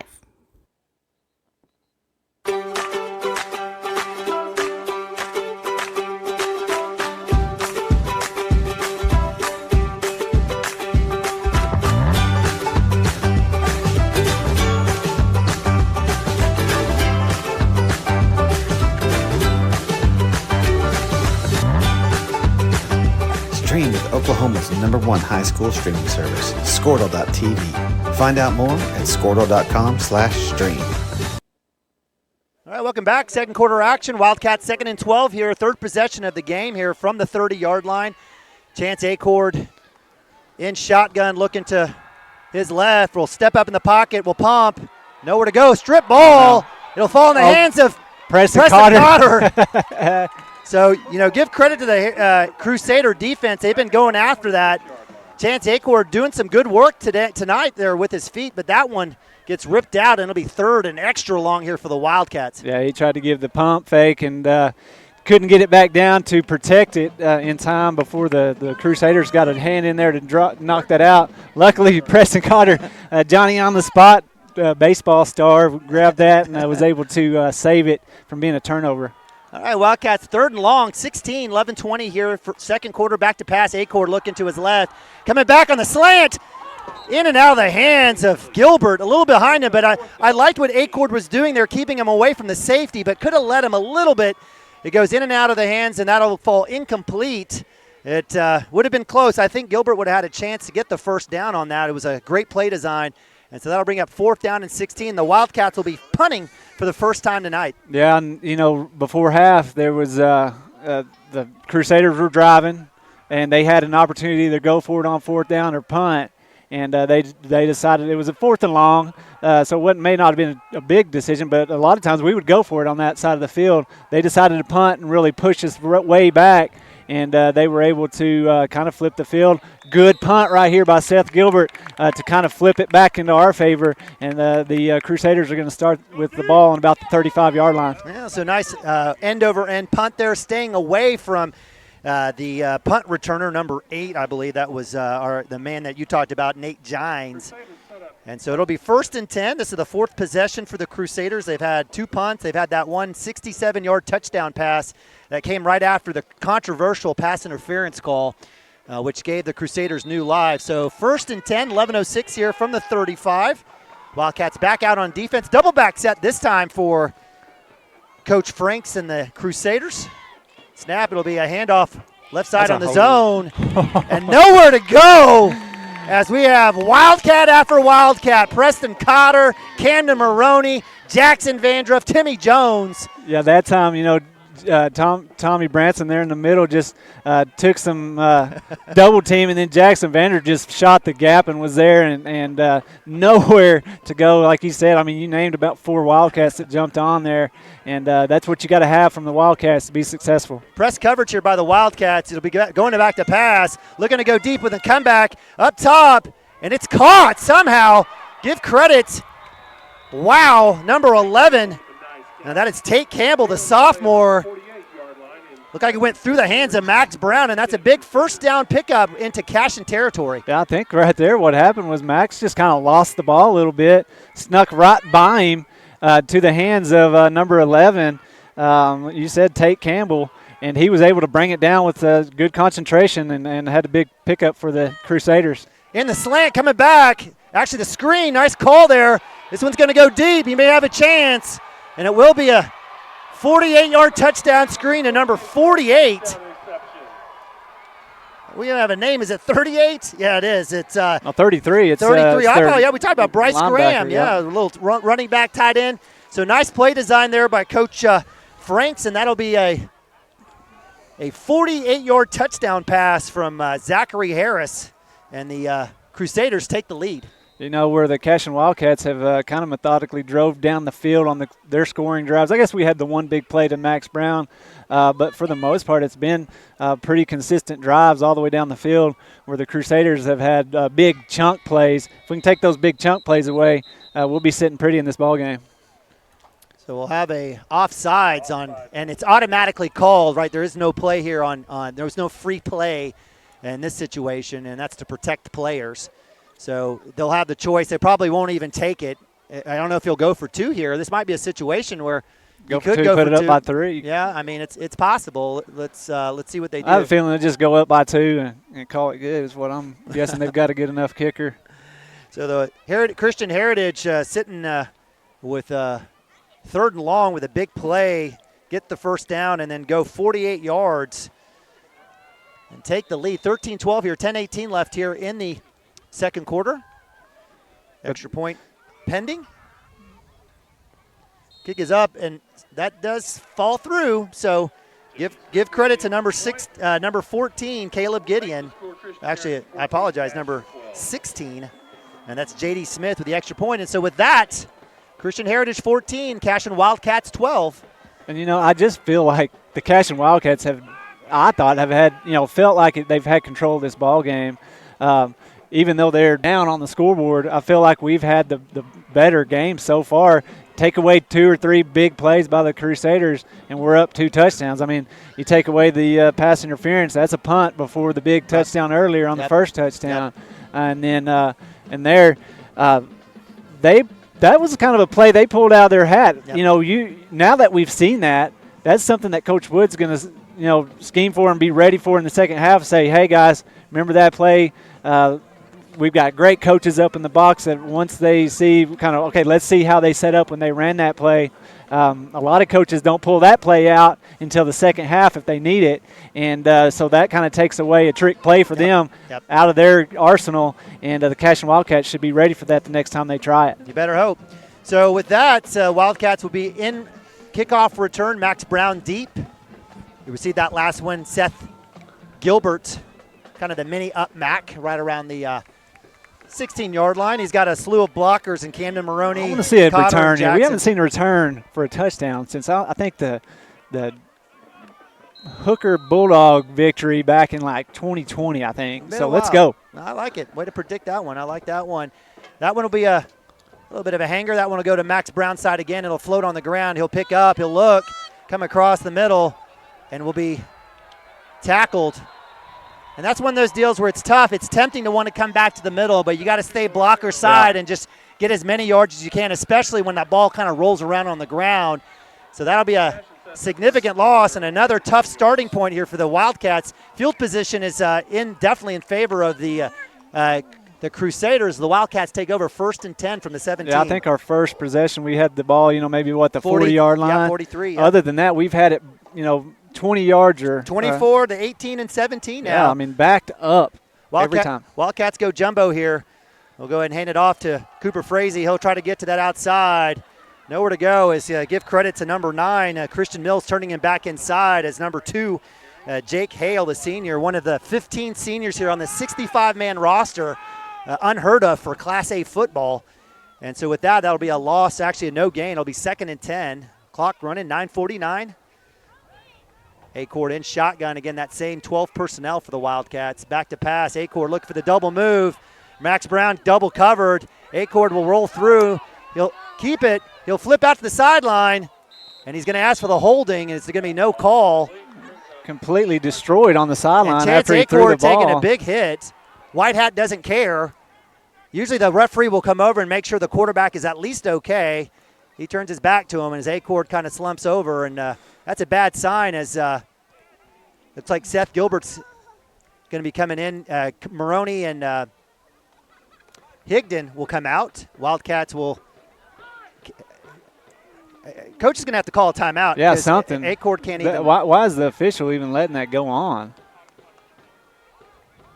I don't know if he got the wind I don't know. It looked like he was favoring his right shoulder. Acord will hand it to Frazee. He had a small lane for a second. Not there. What are we doing? Why are we waiting to blow the whistle until the play is completely over with? They drive them back. I just don't understand that. So with that play, it gets back to the original line of scrimmage. Actually, it looks like it's a little bit more than that. Acord looks like he's definitely kind of – no one's paying attention to him. So it looks like Heath will come over and take a look as the Cashion Wildcats will be out to punt. That'll be a 3-and-out. Giles deep for Crusaders. End over end punt. That's going to land right around the 45. They'll go across into Crusader territory, and it'll be another great start for the Crusaders right around the 40-yard line. Yeah, Cashion Wildcats need to come out here on defense and get a big stop or a turnover. Just the kind of the momentum I said early on that I felt like the Cashion Wildcats had played the better ball game, but now that the momentum's kind of swinging towards the Crusaders, we haven't had anything of much success on the offensive side of the ball the last 2 drives. The Crusaders have put together some big scoring plays, and the Cashion Wildcat defense needs to get that fire back in on that we saw in that first quarter and really pin their ears back and don't let them have any more big plays. Those big chunk plays are what's going to kill you and keep the Crusaders in this ball game. 1st and 10 from the 48-46 here, second quarter. Keeper by Harris. He'll work that little option out to the outside. He's got nowhere to go. It'll be another tackle for loss for the Wildcats. And honestly, outside of 2 huge chunk plays for the Crusaders, they haven't done anything today. Yeah, no doubt, and that's exactly what I said. Just keep those chunk plays away. And the Cashion Wildcats, as far as running game for the Crusaders, it has been nothing. I think the longest run play that they've had, maybe 3 or 4 yards. The passing game is where they've really got their big chunk yardage. And our coaching staff and those defensive backs, they'll get that shored up. And maybe hopefully, like I said, you want to be a ball hawk, go get the ball, get an interception. Across the middle, up top. Opportunity there for Gilbert. Seth Gilbert in coverage was number 33. I think that's Bryce Graham. Hopefully that's a hold. Yep, it's a hold on the offensive line there. Yeah, so Wildcats will definitely take that one, back them up as they're on the 39. That'll move it back as the spot off looks like right around the 36-yard line, so it'll be 10 from that spot. So Wildcat defensive line doing their work. Pass was over the head of the intended receiver. Seth Gilbert was the closest one there. Thankfully, they didn't call some phantom pass interference call. Well, that's what I was going to say. Hey, that's a pass down the field for more than 10 yards, and they didn't call interference. I was just happy to not see a flag. Then I looked down and saw another flag on the other end. I was like, hey, this might work out. We'll take it. So with the mark-off, it'll be now all the way down inside the 26-yard line. It's second and 25. In motion coming across is Giles. Cooper Frazee matched up with him. He'll go ahead and press on that. Actually, he'll lay off back. It'll be a pass come back to Giles up top. Frazee has a chance to break on. He does. Comes back. It's a great open field tackle. Give credit to the junior Cooper Frazee. And that'll bring up third down and long. Yeah, Johns had got him deep on the play in the first half. That time Cooper Frazee wasn't going to let him go deep, but he knew what the situations with the down in yardage was. And so he did a great job keeping him in front, put his foot in the ground, come back up and make a sure tackle on that second down play to set up a third and long. 3rd and 16, back to pass. Harris looking to his left. He's got a deep man across the middle. Great coverage there by Max Brown. No pass interference call, and that'll be an incompletion. 4th down. Cashion defense dialing it up. And that's exactly what you need from the Cashion Wildcats defense right there. Give them nothing. And they had, like we said, this is the 3rd time in a row. I think they've started with a really good field position. Great job by the defense, stepping up right there, getting the stop, put the ball back in the hands of the Cashion Wildcat offense. Get rolling here, get in the end zone before this halftime. Great call. So back is Seth Gilbert on the punt. Low snap. He's still going to get it off. We had a chance. Jake Branson. That's a hold. Yeah, they're going to call a hold on. They should. And that'll take a sideways Cashion bounce. That'll go out of bounds right around the 37. Jake Branson absolutely gets grabbed by the shoulder pads coming in. They decide not to call the holding. No, they called. There's a flag on the field. Okay. There's a flag. Yep. Yeah, great call. I apologize. I saw it. Give it up to our officials. So Coach Shacken says march him back because that's going to be again. Yeah, exactly. This time they're going to have to mark that off from the 15. So the 25. So that'll be punting right around the 15-yard line. So a big opportunity for the Cashion Wildcats. 7:33 left here. Second quarter, down 2, 14 to 12. Is that half the distance if it's No, they're on the 25, yeah, aren't they're they? on the 25. Yeah, That's going to be on the 15. 15, yep. All right. So you pin your ears back here and try to get a punt block, or you just no, I wouldn't risk the penalty. So if it's roughing the passer roughing the kicker, is it automatic first down? No, it's not. So your point there is taken. So, yeah, maybe this is a chance to go after it. So in the end line. Or do you try to get a good return here? Another low snap. Big punts. Gilbert he'll let it go out. It'll hit right at the 50. Come back, Cashion bounce, and it'll fall dead right around the 49. So Wildcats marching back. They get about 10 yards, so the penalty worked out for them. So it'll be 1st and 10. Wildcats 7:24 here, down 2, second quarter, as my partner offered up a chance to take the lead and maybe even get another one before half.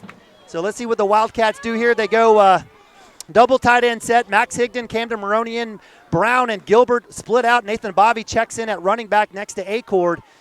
Right now they're selling out to stop the run, I think. I mean, they've got a lot of people coming up. Looks like they've been bringing some extra linebackers. Let's see if we don't see a screen here to Camden Maroney. There'll be a handoff to Nabavi. He's got a small lane, cuts back inside, falls forward. Nice job there by Nabavi, keeping his feet moving, finding the space. Cashion Wildcats, a little hurry up there, slow to get up, is number 2. That is Jake Hale, the senior, who was on the tackle. Second and about 6 here, but gain of 4 for Nabavi. A gain of 5, will second and 5. Acord again, handed off to Nathan. He cuts back outside, nowhere to go. Gets flipped down, it'll be no gain. That hole, the hole was there. I would like for him just to go ahead and stick his nose in there. Yeah, just push down, stick your head down, go, and see what you can get.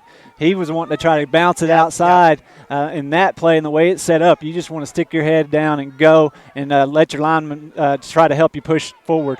So blitz there, number 3 coming in, Nathan Abavi with the push. It looked like, I'm not sure what was happening. Like that was.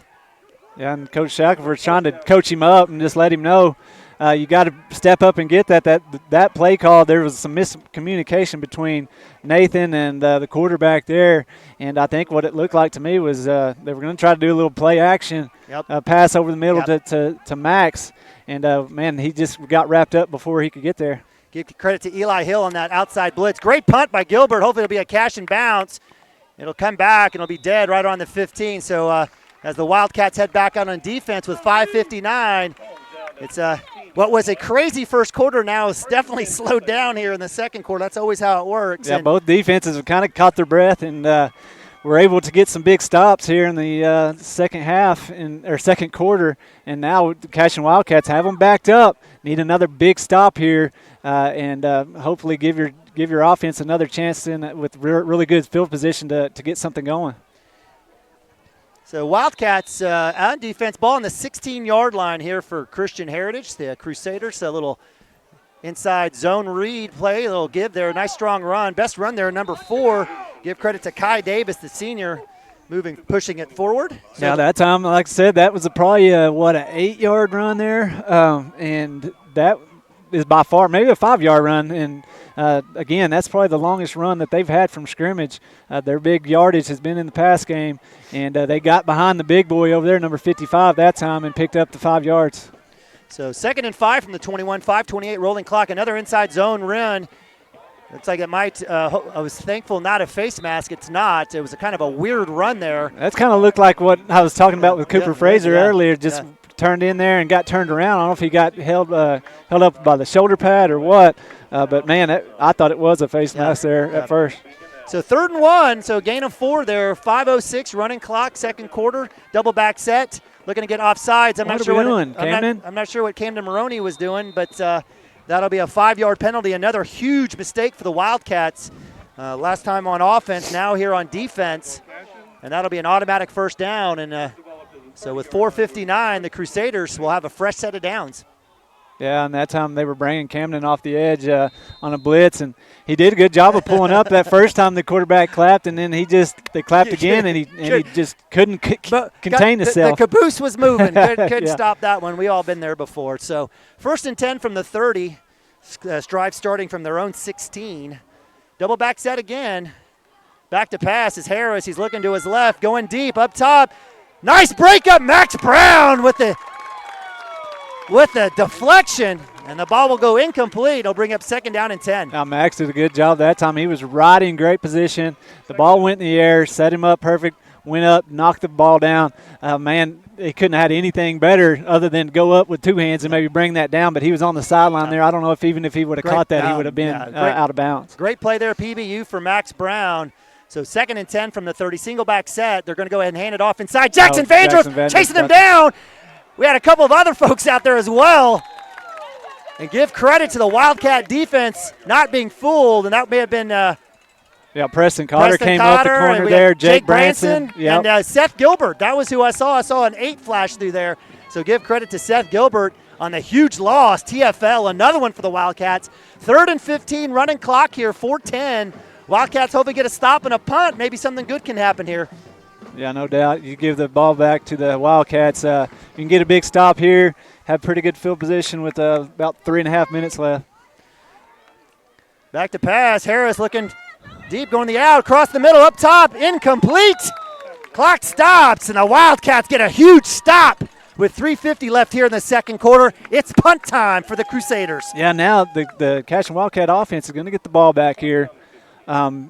We've got to get something going back on offense. You know, the first 2 drives we had, they did a great job of finding the open man, giving Chance a good plenty of time. Sorry, I kind of froze there. I was watching something else. I gave Chance plenty of time to make good passes. Let's see if the offensive line can step up here, create some holes for the running game, and give Chance a good time to find some of those wide open receivers. All right, so the punt travels. Nice punt there for the Crusaders. It'll be a fair catch by Gilbert. Big fair catch, because if that one hits, it's rolling an additional 15 yards. So Gilbert, the senior, doing great work. So the Wildcats take over 1st and 10 from the 42-yard line on their side of the field. Wildcats going punt, punt, punt. Let's see if the 4th time's a charm here with 3:45. Wildcats 5 wide, empty set for Acord. Now Bobby looking for the screen. Inside slant, nice work. Gilbert coming forward. That'll be a first down. Great play design as Seth Gilbert finds a soft spot in the zone. Linebackers are frozen on the screen. A little hurry up here for the Wildcats. Acord in shotgun, same formation, 2 up top, 3 down below. Little hurry up here, snap. Acord will flip it to Nabavi. He's trying to get a block, cuts back inside, falls forward, needs to get to the outside. That time falls forward. Clock running 3:24, no gain on the screen. I think he heard you. But, you were right. If he would have got to the outside there, he had blockers. His blocker was sealed on the inside. Empty set. Blitz showing from up top. Linebacker number 72. We've seen him a couple of times. That's Ethan Day. Let's see if the Wildcats can find that soft zone on that side where that blitzer come from. Comes back across this time to Brown. He'll get the catch. Trying to find through a little seam. Finds one or two. Gets it out to the 40, and that'll bring up 3rd down and long. 2:52 here, running clock. Wildcats staying no huddle. Yeah, we've lived with 3rd and long, it seems like, these last 4 drives. And we need to have a big conversion here on 3rd down. I think if we don't have a big loss here, I think we might actually see the Wildcats go for it on 4th down here. So 3rd and 6, 2:30 on the clock, second quarter. Acord back to shotgun. Coming back to Brown on the screen, the tunnel. Gets the outside. He has a chance. Gets to the out of bounds. That's a 1st down. Great run by Max Brown. Yeah, that time just get the ball out there to Max and let him go to that edge, like you said, use his speed and pick up the 1st down. Great job by the Wildcats there. And that's what, when you hear Nema say, get to the edge there, Nathan, on that play earlier, that's what he's talking about. Those plays are set up to have the blockers blocking to the inside, let those guys bubble it out to the sideline. We saw it time and time again with Brexton Green, and you saw it with Mason Manning. They do such a good job of getting to that edge and then using that sideline to dance around all the way down to the end zone. So Wildcats will go back to double tight end set. Acord with Camden Maroney now. Actually, I apologize, in the backfield. Maroney will get the handoff, cut back in, jumps across. Moose is loose part 2 or part 3. As Camden Maroney jumps forward, gets about 4 or 5 yards. Clock running, plenty of time. Wildcats with 1 timeout left, 2:12 on the clock. Wildcats going no huddle. Maroney to the right of Acord. He's going to go ahead and get the next handoff. He'll cut back up inside. Falls forward. We'll have an offsides call. Looks like we've got a bunch of business going on over on the opposite side. Let's see what happens here. Yeah, I don't know. I wasn't looking out that way. The flag is right there on the sideline. I don't know. Maybe it's is it a sideline warning? Maybe, or was there somebody jump off sides? I don't know. We did have a cornerback come off sides. It is on them. So remember last week, same thing happened. Oh wait, he pointed towards the defense. No, they're going to mark it off. Yeah, the they're original. marking it off. Yeah, So from the line of scrimmage, so in essence a free play for the Wildcats. They get a fresh 5 as it looked like the cornerback was offside. So what happened last week? Same thing last week. So 2nd and 1, clock running now, under 2 minutes. Maroney to the right of Acord. Higdon in at tight end. Blitz is on. Acord back to pass. Brown in the corner of the end zone. And that's just too deep. Yeah, and that one right there, you want to give him an opportunity. Don't throw it out of the back of that end zone. Give him a chance to go up because that defensive back had his back turned to the football. You maybe do a back shoulder throw right there. That's touchdown. Yeah. But the way the defense was set up right there, I was hoping to see Max give a little shake to the outside and cut it in. We've seen him score touchdowns on those inside slants a couple times this year. So on 3rd and 1, Maroney and the Christian Heritage Crusaders sell out to stop the run. Yeah, no doubt. They just piled in there and knew what was coming. And Shaq a lot of times will check out of that. That time he thought his boys would be able to push forward for the 1st down and just couldn't get it done. 1:30 on the clock. Maroney will cut up forward, and it will not be enough. As the Crusaders get the 4th down stop, turnover of downs, and with 1:26, they'll be taking over right around the 23-yard line. Defensive backs better be ready. They're going to try to air it out, get down the field. They have, 3 timeouts left with 1 minute and 26 seconds left. They're going to throw it down the field. I would think they would throw it down the field, try to get down and score before this halftime. And they got a kicker. They get down. Yeah, I was going to say they get down to the 30-yard line. They're not as scared to kick a 40-yard field goal. Back to pass is Harris. He's rolling to his right. He's going to go deep outside. That's well out of bounds. Hits a cheerleader at the fence. So that one was definitely incomplete. So that stops the clock with 1:20. Got to catch that, sis. Isn't that Lauren Jenkins? Lauren Jenkins is an athlete. She got to turn around and catch that ball. Absolutely. She's used to dribbling and shooting Jays. So with the incompletion, 2nd and 10 from the 23, 1:20 on the clock. The thing is, with throwing balls like that, throw enough of them, and then you don't take much time off the clock. You can give the Cashion Wildcats an opportunity to maybe get in the end zone after you have the turnover downs. But that was a good run. That's going to keep the clock running, and we'll see if they use a timeout here. They do. So with 1:11, a nice 9-yard run, actually maybe 8-yard run, will bring up 3rd and 2, and certainly a chance here for the Wildcats to kind of reset on defense. So if you're Coach Franks, you got 3rd and 4 actually. That's a really long 4. It looks like closer to 3rd and 2, but we'll say 3rd and 3. Yeah, it is. We'll split the difference. 3rd and 3. That was a nice little 7-yard run. Do you risk the run here, or do you to get the first down? You got 3 timeouts left. Well, that was their timeout, so they'll have 2 timeouts left.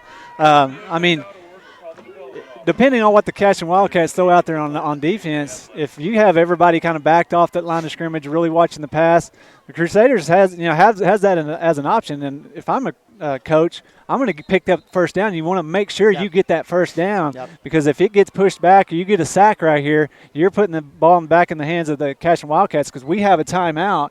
And so if we got a big sack here, we call timeout, we could have the ball with a minute left in the half. And Cashion Wildcats have been known to score quick, and you give them the ball back right before half, let them get in the end zone. That would be a disaster for the Crusaders. Giles in motion, 3rd and 1, 3rd and 3. I apologize. Heavy splits here for the Crusaders. Back to pass, looking to go deep, streaking down the sideline. Max Brown with another great PBU. Step for step, Brown gets the deflection, incomplete, and so with 1 minute and 7 seconds, it is punt time for the Crusaders. Just like I said, throw the ball. You don't have completions here, and you're going to have the ball back in the hands of the Cashion Wildcats with a minute left in this first half, with an opportunity to throw the ball down the field. Max Brown is one of the fastest guys on this field. You get him the ball in some space, good things can happen for the Cashion Wildcats right here before halftime. So the 1:07 is 4th and 3. Wildcats not bailing out. They're expecting a fake. No one back. Punt will hit right around the 40. It'll bounce sideways. It will be a Christian Heritage bounce all the way inside the 28-yard line, where it'll be Cashion Wildcat football, 1st and 10. Yeah, the only reason I'd have had a player back there is just to catch that, keep it from bouncing, and it stops the clock. Yeah, I agree. So with 56 seconds, Wildcats go back out. Looks like we've got Cooper Frazee in the backfield. We've got 1 tight end. Camden Maroney comes out. I think we're missing a wide receiver. 2, 4, 6, 8, 10. No, we've got 11 out there. Gilbert up top. Max Brown aced out by himself down below. Back to pass is Acord. He's got a blitz. Screen is on. Frazee looking to find a lane. It's not there. And it's tackled there by number 33, Bryce Graham. Short gain of about 2 or 3. Good job there. Clock running. 43 seconds. Yeah, we had a blocker out there, but they just had one more player than we had. Blockers. He came downhill fast and was able to get Cooper down. Frazee with the fake. Slant. Brown up top. Oh, goodness. Giles with the interception. He gets to the outside, trying to find some space, and will get knocked out. Gilbert, and they read that. Safety deep. Came up and picked off the toss intended for Max Brown, and it'll be 1st down and 10 in Cashion territory with 22 seconds. Yeah, right there. You want to, if you're going to lay that out there, lay that closer to the hash. That time he let it float a little high on Max, and Johns is having a heck of a game. Comes up with the big interception, puts the Crusaders in a great position here to throw a couple at the end zone. And like I said, you get up here about the 25-yard line, even the 30-yard line, they're going to maybe have a chance to kick a field goal here to go into halftime. Back to pass as Harris will screen out to Giles. He's got some space. Cannot jump. That should be a flag. You can't. We've seen that time and time again with the Cashion Wildcats They've jumping called it over, on us. and they move them back every time. So no flag on the hurdle. It should have been a jump. So that'll be a gain of 8 there for Giles. It was clear as day to be a jump. Is that rule still in the books it's still in this the year? books. Well, I guess it's not here tonight. So back to pass, or back in shotgun Harris. He's going to look to his right. Little screen. Ball is up high. Coming to the outside. Good Open job, field Cooper. tackles. Cooper Frazee. Reception there by number 11, Tate Campbell, the sophomore. And that'll be definitely in field goal range right around the 15-yard line. Clock stops with a timeout. And that'll be Christian Heritage's second timeout. 1 left here with 12 seconds. Yeah, and Shaq is asking them, you try to jump, that's a penalty. And the official saying, he didn't jump, but everybody in the stadium saw him try to jump. But right here, 12 seconds left. Cashion Wildcats defense has to come up big. We stop them here. We get the ball back in the second half. You remember, we didn't take the ball. We won the toss, deferred to the second half. We will get the ball coming out of halftime. So keep them out of the end zone here. You give yourself an opportunity coming out of halftime to go up on the Crusaders because you're putting the ball in the hands of your offense. Right now, it's a big, big play, big 12 seconds left in this ball game for the Cashion Wildcats to keep them out of the end zone. And like I said, they've got a kicker. Let's see if they would decide to maybe go up by 5 or take 2 or 3 shots at the end zone. All right, so Crusaders come back out, 2 by 2 for them. 1st and 10 from the 17, 12 seconds. Maybe 2 plays. They've got a timeout here. They can't take a sack. In motion coming across. Watch that tight end on that side sneaking out over there. Absolutely. Back to pass. There he is. He's going to look for it. Nathan Bobby. Pick. Oh, nice. Huge interception. Nathan Nabavi climbing the ladder. INT for the Wildcats.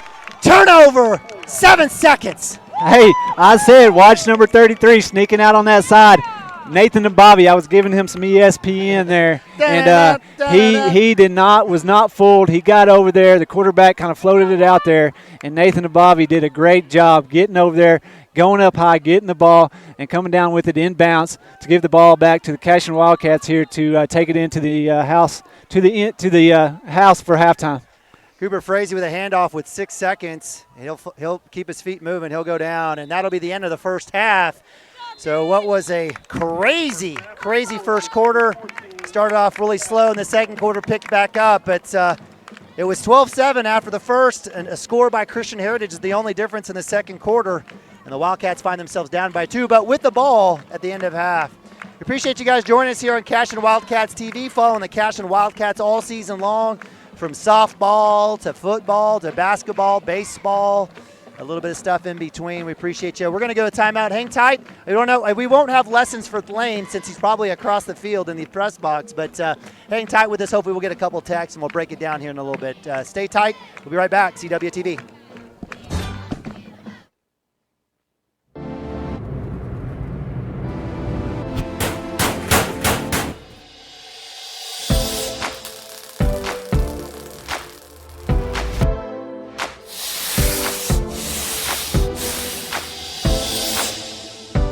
I'm Todd Miller, and this is Grain & Grange, still the coolest furniture store you've never heard of. Come see us.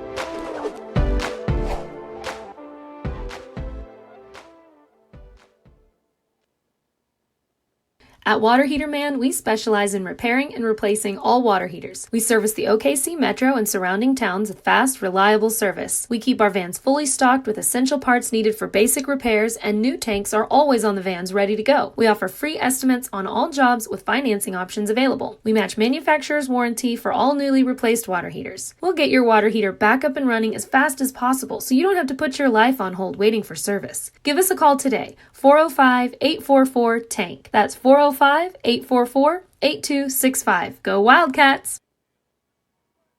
Presenting Regato Ranch, located within the Cashion School District and offering homebuyers the experience of small town charm with a modern world of shopping, dining, and healthcare just minutes away. Situated east of Highway 74, Regato Ranch boasts 1-acre home sites with privacy and ample space to retire or raise a family. To build your next home from the ground up or to inquire about new properties currently for sale, contact Brandon or Shannon Cotter with Iron Creek Homes and C7 Realty. Come find your forever home at Regato Ranch. And go Wildcats! For 31 years and counting, Community State Bank has taken great pride in being your hometown bank. With branches located in Cashion, Dover, and Hennessy, CSB strives to reflect the small-town hospitality these communities are known for. Our friendly staff is here to serve you and provide one of the best banking experiences around, equipping our customers with the latest in banking technology combined with a personal, down-home relationship. Come into one of our local branches or visit us at www.mycsb.com. Community State Bank, small-town banking, the way it should be. Member FDIC. Support your school's booster club and get your business in front of thousands of potential customers. Talk about a win-win. Advertising packages start on this streaming station for less than $10 a game. Call 405-726-0835 or email adam@squirtle.com right now for more information. Cashion FBC is a church seeking to grow in Christ and our love for the body of Christ. With ministries from children to youth to adults, we strive to present the gospel in an engaging and meaningful way. Sunday school meets at 9:45 a.m. and worship starts at 11 a.m. Children and youth meet on Wednesdays at 6 p.m. Please check our website at cashionfbc.org for more information, and we hope to see you this Sunday, located a half-mile east of Cashion.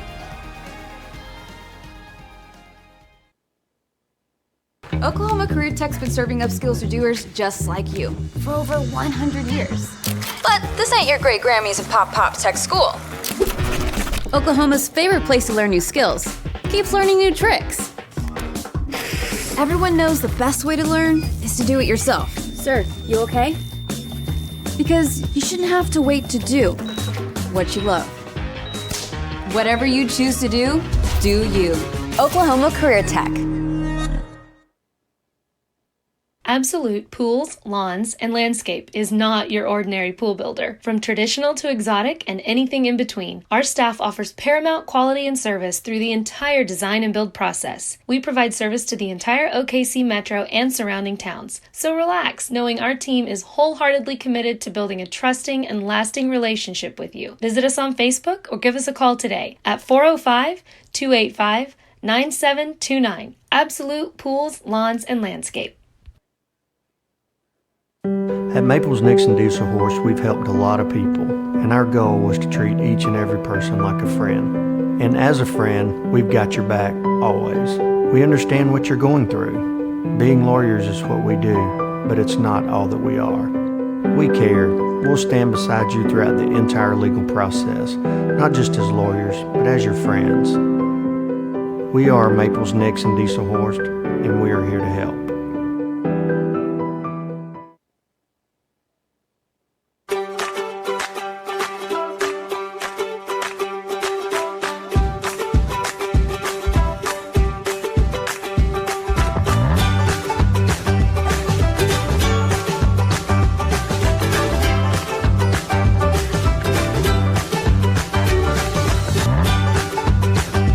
Stream with Oklahoma's #1 high school streaming service, Squirtle.tv. Find out more at Squirtle.com/stream. Kyle and Gina Van Druff have the answers to all your real estate and insurance needs.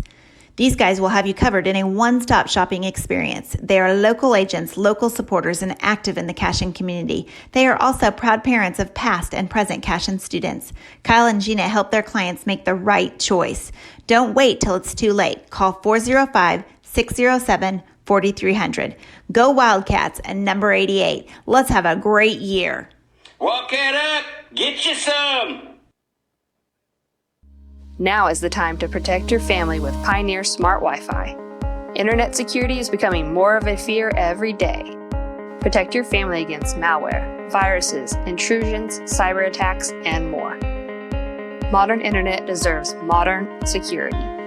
Get the best of both worlds with Pioneer in-home Wi-Fi and the Smart Wi-Fi app.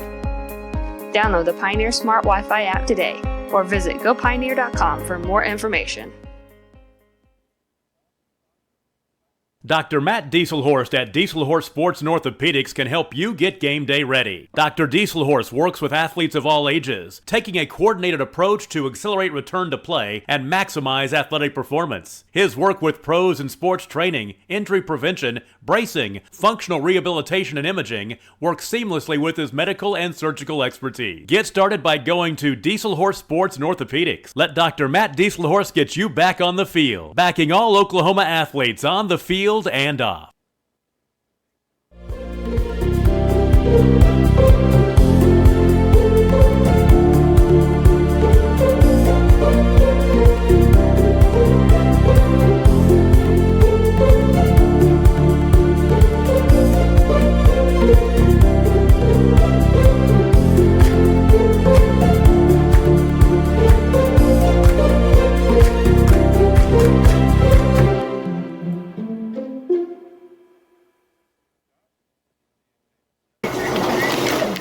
Storm season is coming, people, and your first choice for roofing needs should be Rhino Roofing.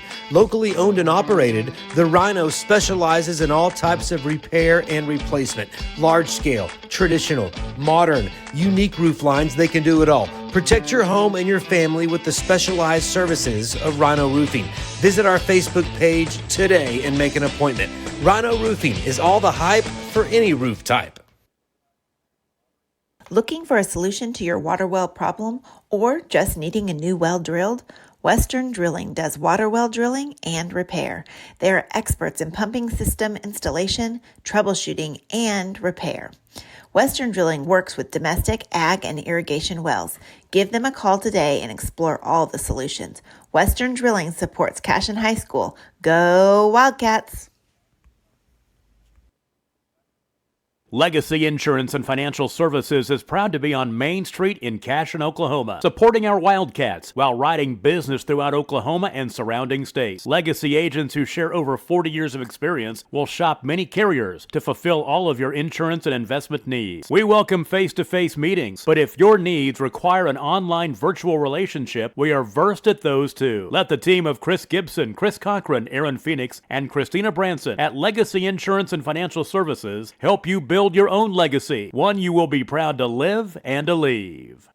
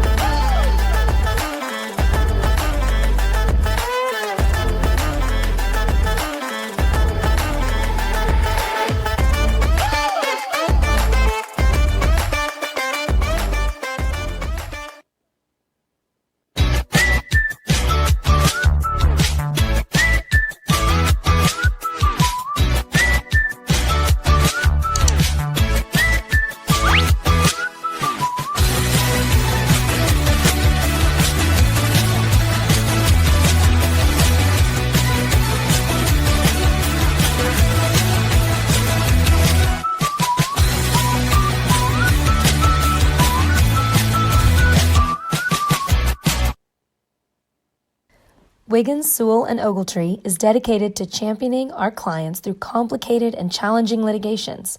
We pride ourselves on a proven track record of success brought forth by fierce litigation skills.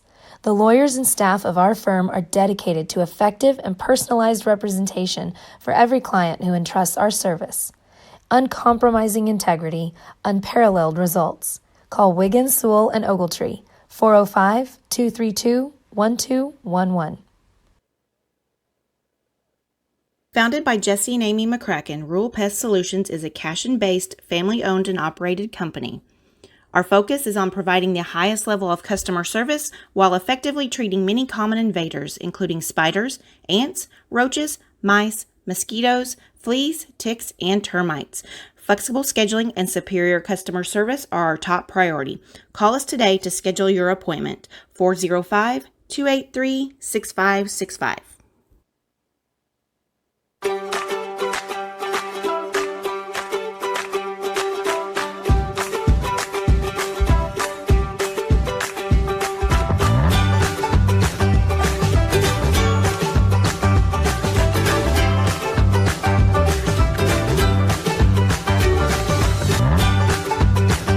Stream with Oklahoma's #1 high school streaming service, Squirtle.tv. Find out more at Squirtle.com/stream.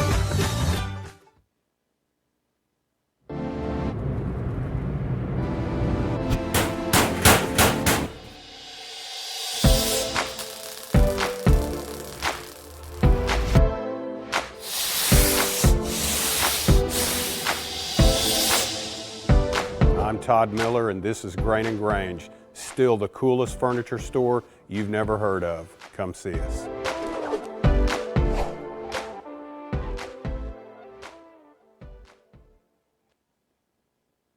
At Water Heater Man, we specialize in repairing and replacing all water heaters. We service the OKC Metro and surrounding towns with fast, reliable service. We keep our vans fully stocked with essential parts needed for basic repairs, and new tanks are always on the vans ready to go. We offer free estimates on all jobs with financing options available. We match manufacturer's warranty for all newly replaced water heaters. We'll get your water heater back up and running as fast as possible so you don't have to put your life on hold waiting for service. Give us a call today, 405-844-TANK. That's 405-844-8265. Go Wildcats!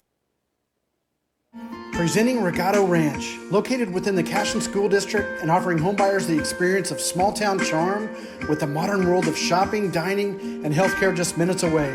Situated east of Highway 74, Regato Ranch boasts 1-acre home sites with privacy and ample space to retire or raise a family. To build your next home from the ground up or to inquire about new properties currently for sale, contact Brandon or Shannon Cotter with Iron Creek Homes and C7 Realty.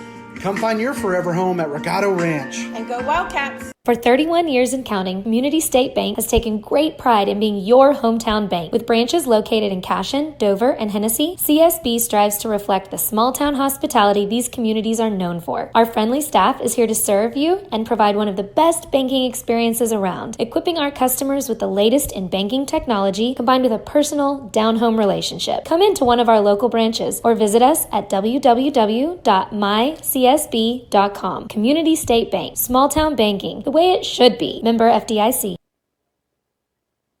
Support your school's booster club and get your business in front of thousands of potential customers. Talk about a win-win. Advertising packages start on this streaming station for less than $10 a game. Call 405-726-0835 or email adam@squirtle.com right now for more information.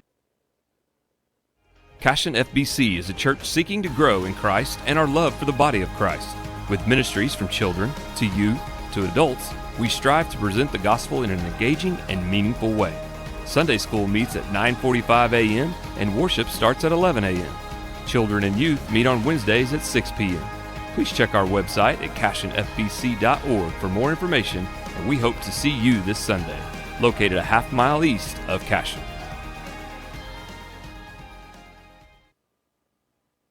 Oklahoma Career Tech's been serving up skills to doers just like you for over 100 years. But this ain't your great Grammys and Pop Tech school. Oklahoma's favorite place to learn new skills keeps learning new tricks. Everyone knows the best way to learn is to do it yourself. Sir, you okay? Because you shouldn't have to wait to do what you love. Whatever you choose to do you. Oklahoma Career Tech.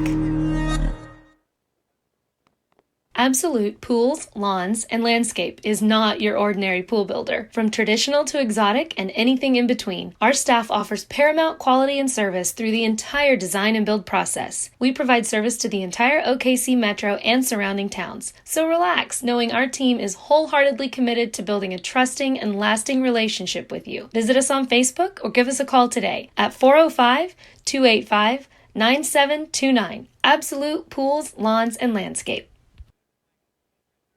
At Maples Nixon Diesel Horse, we've helped a lot of people, and our goal was to treat each and every person like a friend. And as a friend, we've got your back, always.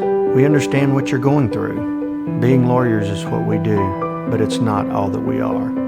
We care. We'll stand beside you throughout the entire legal process, not just as lawyers, but as your friends. We are Maples Nixon Diesel Horse, and we are here to help.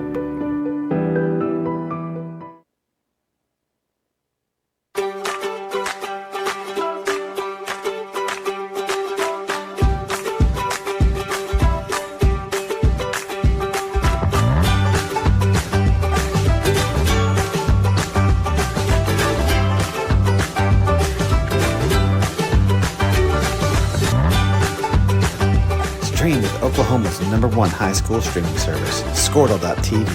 Find out more at squirtle.com/stream. Kyle and Gina Van Druff have the answers to all your real estate and insurance needs. These guys will have you covered in a one-stop shopping experience. They are local agents, local supporters, and active in the Cashion community. They are also proud parents of past and present Cashion students. Kyle and Gina help their clients make the right choice. Don't wait till it's too late. Call 405-607-4300. Go Wildcats and number 88. Let's have a great year. Walk it up, get you some. Now is the time to protect your family with Pioneer Smart Wi-Fi. Internet security is becoming more of a fear every day. Protect your family against malware, viruses, intrusions, cyber attacks, and more. Modern internet deserves modern security. Get the best of both worlds with Pioneer in-home Wi-Fi and the Smart Wi-Fi app. All right, welcome back. Halftime here. We've got about 11 minutes. Appreciate you guys hanging tight with us. Neiman and Bobby, Chris Gibson bringing you guys tonight's action here. District A3 Thursday night action of Cashion Wildcat football 2022, where the Wildcats find themselves down 2 to the hometown Christian Heritage Crusaders here at Crusader Field. Chris, we have a few stats here from our man Lane. Lane's hanging out with the fam, getting a hot dog. He's on the opposite side of the field. You didn't tell him, like, what's the deal? Can't make the trek across? What's going on? No, he did. He actually came across. We were just hanging out with the fam. I got you. Just hanging That's out. all right. So it's good for him. But again, what was a extremely rapid, fast start of the first quarter, where we had 3 scores literally within the first 4 possessions. Things kind of slowed down quite a bit, and the Crusaders had a chance after a big interception there right before half to drive, but Nathan and Bobby able to come back in and get that last interception with about 7 seconds right at the goal line to kind of end there. So we're stuck at 14-12. Stat-wise, just taking a look, Chris, I don't know, you got that same text from Lane. Mm-hmm. Let's take a look here. If anything kind of pops out, if I take a look at just numbers. What really stuck out to me was they only have 10 rushing yards. I'm choking here. Swallowed a fly or something. So absolutely. So again, both teams with Cashion with 12 first downs, Christian Heritage with 14. 3 of those through penalties, 2 of them pass interference calls that I think are all still kind of scratching our head about. Yes, yeah. And I am wearing a winter jacket for all of those out there calling me a little tulip or snowflake. Hey, I'm wearing shorts. What are we talking about here? Yeah. But I have a blanket, and I'm crying about being cold. So. I said we're spoiled from being in the press box. I didn't even think about bringing a jacket, but that's all right. But Wildcats, 10 first downs for Wildcats, 4 for Christian Heritage. So almost half of Christian Heritage's first downs came on penalties. Yeah. And that's the thing, like I was saying before I got choked up there, but, they only have 10 yards rushing. I think the longest rush play they've had was 5 yards at the most. And Cashion Wildcats keep that going. You don't let them get any kind of rush game going. We're going to be able to really, I think, come out and hold them at bay this second half. You take away 2 huge plays that were over 40 yards, both of them. 115 yards total. Yeah, between the two plays. Yeah. You take those 2 plays away, and they're sitting at 0 on the board right now. Yeah. So working down the basically the stat line here again, Wildcats with 23 rushing attempts for 57 yards, just a meager 2.5 per carry. We do have that 1 rushing touchdown by Chance Acord in the first quarter. Again, 14 attempts for 10 yards, not even a yard per attempt for Christian Heritage. So give credit both teams, selling out to stop the run.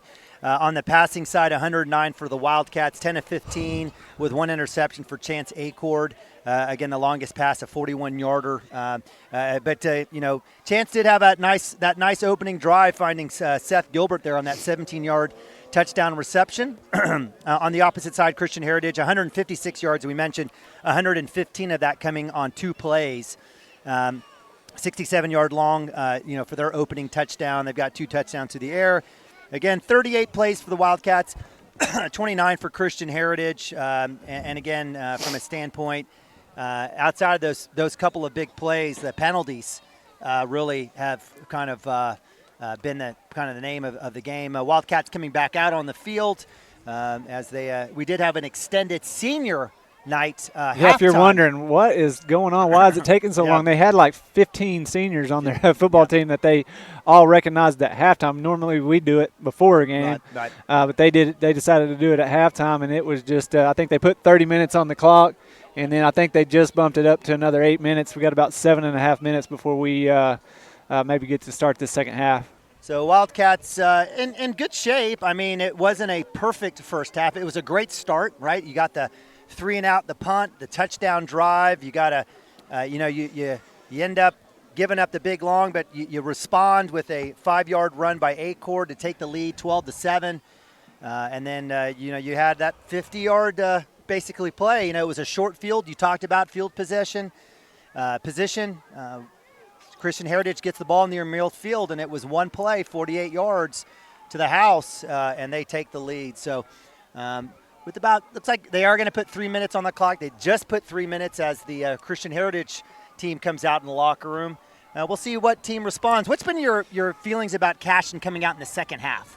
I mean, the second half, I love our coaching adjustments that we normally make at halftime. There's a lot of games that I've seen where we come out at halftime and you see a team that has some success doing something, and we completely shut that down. So I want to see what we have to kind of combat those long pass plays and really shut that down, because, like I said, that's the only thing they have going. You just don't want to overcorrect or overdo anything, because in reality our defense did really, really well other than 2 plays. You take those 2 plays away. So on the defensive side of the ball, I guarantee Coach Wood and the other coaches in there just saying, guys, we just got to go up, make those plays, don't let them run by you, and we're going to be successful tonight. On the offensive side of the ball, those first 2 drives, beautiful. We were making passes. We really pushed the ball down the field on that first drive, had a big catch. We had some really good timing routes for that second drive, had some run plays in there. From then on, I felt like I told you we weren't on here, but I told Nima, I said we were just this close on 2 or 3 of those plays to just really keep those drives alive. And then we get all the way down the field here at the end of the half and turn it over on downs, right there on our own 20-yard line. And so those things like that, we've been penalized tonight. A whole lot more than we did against Watonga. The 1 for 5 is in the past. But it's been more on defense where the penalties have been. And so offensively, I think, we've been pretty clean. Yep. Keep that going, keep that clean, and then just continue to execute on offense, hit some runs, some runs, keep that option open where you can run the ball, and then just make timing plays. Those receivers have to be crisp. Yep. Just like I said in the keys, those receivers have to be crisp, and you got to protect Chance and give him a chance to really throw the ball down the field and take advantage of those opportunities. Yeah, no, I love Chance in the first quarter, was kind of throwing that pump around and running. There was 2 or 3 plays where he threw the pump and was, I was thinking he was going to let it go. He didn't. Ends up taking a sack inside the pocket. And, I think there's still that piece where Chance is growing and learning and trusting. And, there's part of him probably that doesn't want to make a mistake or force the ball already in a close game. So it's going to be one of those situations where, it's just part of the growth process and maturation for Chance as he works from 8-man to 11-man and then works, he just moved in. What I like about it is he just got to spend 30 minutes in the locker room with Coach Shackelford and that offensive group, and they're going to, coach him up in there at halftime. Probably showed him some of the plays that he could have been better at. Yep. Maybe showed him some of the routes that might have been open more than the others. So I love the fact that we're getting the ball in this second half right out the gate, and we talked about it at halftime. This is a huge possession right here. I've talked about it in games past where the first possession out of the locker room a lot of times is going to really dictate how the rest of the game goes. We come out here, get the ball in our hands, drive down the field, and really get the momentum in the Cashion Wildcats' hands, and I think we're going to have a really good shot of winning this ball game tonight. I love it. Great breakdown, Chris. Very much. Appreciate you guys joining us here on a Thursday night edition of Cashion Wildcat Football here on CWTV. It's a chilly fall night. Yes, it is a little cool. and I am very happy in my jacket. Chris, you are not. But That's all right. Wildcats will be receiving. Deep will be Seth Gilbert and Max Brown right around the 10-yard line. So somebody lost some cash. That's my cash. Gary Maxson stuck his hand up real quick. He'll take it. So some honest folks here at Christian Heritage. So out to kick will be number 16. And that is J.D. Smith.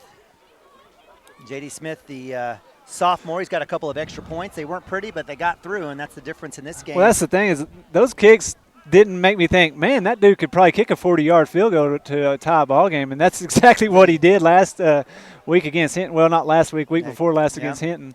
Maybe a little extra power of prayer here at the Southern Baptist Church here. Christian Heritage, again, I believe a Southern Baptist school here. I've got to believe on the campus of First Southern Baptist Church here in South Oklahoma City. So deep for the Wildcats, again, Gilbert and Seth Gilbert and Max Brown. Again, we got J.D. Smith kicking off. Let's see what we have. We'll have a kind of a low poocher. It's been a hit the ground, bounce, hit Gilbert in the chest. He'll get to the outside, make a couple of moves, dipped up under, still on his feet. Will come forward, and I like how Seth just stayed on his side. Yep. Look for a couple of lanes and got a few extra yards. Yeah, at first I thought he was going to try to cut back in the middle. I was like, just go. And that's what he did. He kind of put his head down, made a guy miss. And you're sitting there on the 35-yard line, 36-yard line with a good field position for the Cashion Wildcats coming out of halftime. And like I said, this is a huge possession for the Cashion Wildcats just to set the tone in the second half. So Wildcats will go trips up top. Nathan Ababi aced out by himself. Cooper Frazee to the left of Chance Acord. So usual look here for the Wildcats. He's usually Max Brown that split out. It's Max Brown in the slot. They're going to look for him, and they're going to find him, and they're going to hit to about the 45. He'll be immediately met. It looks like they'll give him actually only forward progress to about the 43.5, even though he caught it at the 45. So nice little start there, a little change up for the Wildcats as Max Brown goes to the slot. They'll flip it now as Max Brown will stay now here on the strong side or the wide side of the hash of the field. Nababi will go back up top, aced up on himself. Soft coverage here. Acord will look over the sideline. Yeah, I wish they would do just another route just like they did with Max and then let Seth run down the field. Little screen here. They will. They're going to find Max. Good blocking. He'll find a small lane, gets tripped up. Will it be enough for the first 10? It looked like it should be. Yeah, it will be. Yeah, so after a gain of 7 on the first play, is now a catch for about 4, and that should be first down and 10. Wildcats get it right at the, looks like the 48, 49-yard line. It'll be right at the 49, so it'll be first and 10. 11:08 here, third quarter action. Frazee with a handoff. He'll give nice hole, falls forward, protecting the ball. Nice job there by Frazee. He'll pick up an honest 6-7 here. It'll bring up second and about 3 or 4. And Coach Shackford is pushing those boys to hurry up, trying to get that up-tempo speed going and really be able to throw the Crusaders off balance on defense. Another handoff to Frazee. He'll cut in and nowhere to go as number 54, give credit to him. That is Noah Moex or Mo. Sophomore comes up, fills the gap, and it'll bring up third down and 4. Yeah, and we have lived in 3rd and 4 and 3rd and 5, 3rd and 6 this whole game, but this time we're on our side of the ball with 3rd and 4. I want to see maybe another one of those timing routes where you get about 5 or 6 yards. Acord will keep it. He's going to be a drag. He'll be slowed down, but it's not enough. Acord showing that strength. Nice call there by Coach Shackelford and by Acord. The junior quarterback gets the first down. Chains moving right around the 40-yard line. 10:05 here, third quarter. Wildcats on opening drive already moving into the Christian Heritage side of the field. Wildcats will stay in that 12 personnel. Cowboy back is Camden Maroney, Max Higdon at tight end, and we'll have a flag. And we're going to have a sideline warning. Well, Coach Robertson was 25, 30 yards behind the line of scrimmage, and he was maybe a one step on the field, and they called a sideline warning on him. Wow. Wow. So that's like automatic breathing air, sideline warning on the Wildcats. Snap, handoff to Frazee. He's going to cut back under. Nowhere to go. He'll move forward, using his legs. He gets it across the line of scrimmage. And he'll bring up second down and long. Here, 2nd and 9. Nababi will check in as Camden Maroney and Max Higdon check out. And you don't think that sideline warning isn't much, but that kind of slowed down the Cashion Wildcat offense. We were really rolling. They were trying to go some pace, slows that down, and kind of throws the Cashion Wildcats off of what they were doing. Totally agree with you for nothing. I mean, Coach Robertson 50 yards away with a toe across the line. Acord looking to his right. He's got to get rid of it. He's got to get rid of it. Throws it across. Finds Brown with the catch. Fumble. Falls back on it. Should be either going to call incomplete catch, even though he had it. Catch. And it was ripped out of his hands. You caught the ball. He was going to try to turn and make the play, and it was ripped out of his hands. He fell back on it. We have a personal foul roughing the passer on Christian Heritage. So the incompletion, which was a fumble and a recovery by Max Brown, will be a personal foul by Christian Heritage. That should move the sticks 15. So I'm not sure if we had roughing the passer. Did you see Chance get hit? I didn't see him get hit, but I think that's what the call was. I was watching the play. I didn't see it after he released the ball. Hey, I got a clarification on the jump rule, on the hurdle rule. What's that? If the defender leaves at least one of his feet, it's not a hurdle. But in that case, defender was literally sitting there waiting for him, and he tried to jump over and putting his knee in the defender. So the rule is there. It is possible to hurdle, but I think it was still missed. So the defender has to have both feet off the ground too? Yeah. Acord will keep it. He'll fall forward. Nice job there on the keep. Excellent decision by Acord on the read as the defensive end coming crashing down to get Cooper Frazee. Picks up a solid 4 or 5 yards. 5 yards, 2nd and 5, 8:48. Already a 3.5-minute drive here for the Wildcats. Opening drive, third quarter. Now from the 20. Tight end set. Frazee will keep it. He's going to get to the outside. Will cut up, fall forward. He'll get a couple. Yeah, and the Cashion Wildcats are just trying to run the ball right at the teeth of the defense. And when you get down here, everything kind of gets compacted. Shackelford's just saying, let's try to run the ball, get a first down here. Acord will keep it. He'll take it out. He'll stick his nose in there, carrying forward, and that'll should be enough for the first down. Chance Acord. We've talked about his arm. He's doing it with his legs today. Yeah, no doubt, and he's doing a good job of running up in there, finding this crease. There's not much room up there, but he's finding the little bit there is, putting his head down and really driving his feet for a good yardage. So Wildcats will keep one tight end, Camden Maroney, in there. They'll flex out Max Brown by himself. He's got number 21 matched up against him. That is the senior Isaiah Wences. In motion is Seth Gilbert to the right. Hand off to Cooper Frazee. Slips a little bit. Looks like he'll pick up maybe one as he kind of. There was a little bit of a cutback lane. I think what he was trying to do was kind of put his foot in the ground and cut back. And when he did that, got tripped up. The old turf monster got him and went down before he could really get any yardage. They'll give it back to Frazee. Had a small lane. The ball's on the ground. Loose. It is. It's a fumble. CHA's ball. And Christian Heritage, as Cooper Frazee gets hit across the midsection, still on the ground, and that'll be a turnover. So that's unfortunate as the Wildcats take 4.5 minutes, drive all the way to the 8-yard line, and they fumble the ball where it'll be CHA first down and 10. Yeah, the defense right here just got to take that as a we got the ball, we got them backed up here, and say, offense didn't get the job done. Defense, let's get in here, keep them pinned back, and get the ball back in the hands of our offense with good field position. Wildcats press coverage. Harris on the line. He's going to hand it off back in the backfield. Oh, yes. Cotter. Is it a safety? Oh, my God. Oh, wow.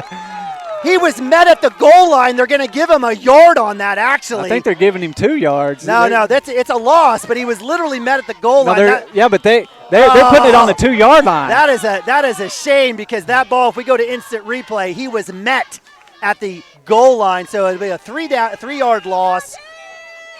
Preston Cotter. Or was that Jackson Vandruff? I can't remember. That was Vandruff. Jumped a little bit, but he didn't go over the line. So Wildcat showing blitz here. Maroney dancing around like Rocky Balboa. He's on the blitz, on the press. Yes, sir. Picked it through. Back in the end zone. It's a throw. Touchdown. Interception. With the interception. Touchdown, Wildcats. Oh, my God. And they're going to call excessive celebration right here. But, hey, that was unbelievable right there. So what happened in that play, the quarterback fumbles the ball, or the quarterback fumbles the ball. The running back picks the ball up, tries to throw the ball to just be an incomplete pass right into the hands of Max Brown for the Cashion Wildcat touchdown. So the unorthodox pick six goes to the hands of the senior number 3, Max Brown. And so the touchdown counts. So the Wildcats up now 16-14. Will get the extra point here as Matthew Stockton will hustle out. Brian Nabavi on the hold. Christensen on the kick. Let's see what happens here after the call. So we'll have the confirmation of the touchdown, and it'll be most likely assessed on the extra point.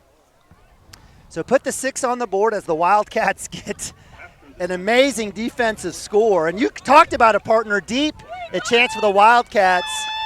So they're going to put the offense back out there. There we go. I love it. And try to go for 2. What was the call? What was everybody? I'm unsportsmanlike conduct, against the Wildcats. So that'll be assessed on the extra point. Camden Maroney, who had that great blitz on that side. No, I think they're going to assess it on the kickoff. Yeah, the extra point will be kickoff. Extra point that will be from fine. the regular. It'll be regular. Okay. Yeah, it'll be on the kickoff. Yeah, absolutely. So add 1 there for the Wildcats, up 18-14, going for 2 here to make it a 6-point lead. Cooper Frazee in the backfield with Acor, trips right. Max Brown by himself up top, looking to his right, coming back. He's flipping. He's going to flip it across the sideline, and that'll go out of bounds. And a couple of receivers open across the middle, but give credit to the CHA pressure, moving the pocket and getting Chance Acor outside. But nonetheless, defense good. And they get the 6 points on the pick 6. Max Brown on the 0-yard return. Here's the let me kick this over here. I've got the replay dialed in. You see Cameron Maroney coming in off the edge there, gets to the quarterback. He tries to flip it back for a pitch, and then the running back tries to throw the ball, and it bounces off one of the – That's what the excessive celebration was about. Spike, and that's going to happen every time. I mean, he probably didn't even realize he spiked it. He was just excited that even occurred in the end zone. And what a play for the Cashion Wildcat defense. And I said it right before that series. I said, you got to, as a defense, you just got to take it as, we've got them backed up here really far, and let's have an opportunity to try to pin them back here or get a safety. Preston Cotter had the huge play all the way back there right on the end zone line. And then, the Cashion Wildcat defense pinned their ears back, got to them, and was able to get that interception in the end zone for the Cashion Wildcat touchdown. Caleb Gideon and Giles back deep for the Christian Heritage Crusaders. Wildcats will be kicking off deep in their own territory. The 15-yard mark-off will move it to the 25-yard line. So from the 40 to the 25, Wildcats, let's see if Christensen will let one go here. I've got to believe they're going to aim for the sideline, try to keep it out of the hands. We haven't done it yet. Giles, but this time with us backed up this far, let's see if he doesn't try to pooch one up in the air and just let the Cashion Wildcats get underneath it. So Giles does come up to around the 30-yard line. Let's see, 25 is sitting number 25, and that is Jake Goodman, the senior wide receiver, right at the 50-yard line. That's usually a recipient of a Cashion kickoff. Let's hear what Christensen does. He'll line drive it over to Giles. Giles will catch it. He'll get it around the 40, cut back, inside, gets by, met immediately and tackled Max Brown as well as Barrick Wano. And that'll be fantastic field position for the Christian Heritage Crusaders on the Cashion side of the 49. Here we go, defense. We had the big play right there for the touchdown. Now the defense has got to get back out there on the field and keep doing what you're doing on defense. 47. Do not let them get that running game going. And then those defensive backs lock down the receivers and then look for interceptions.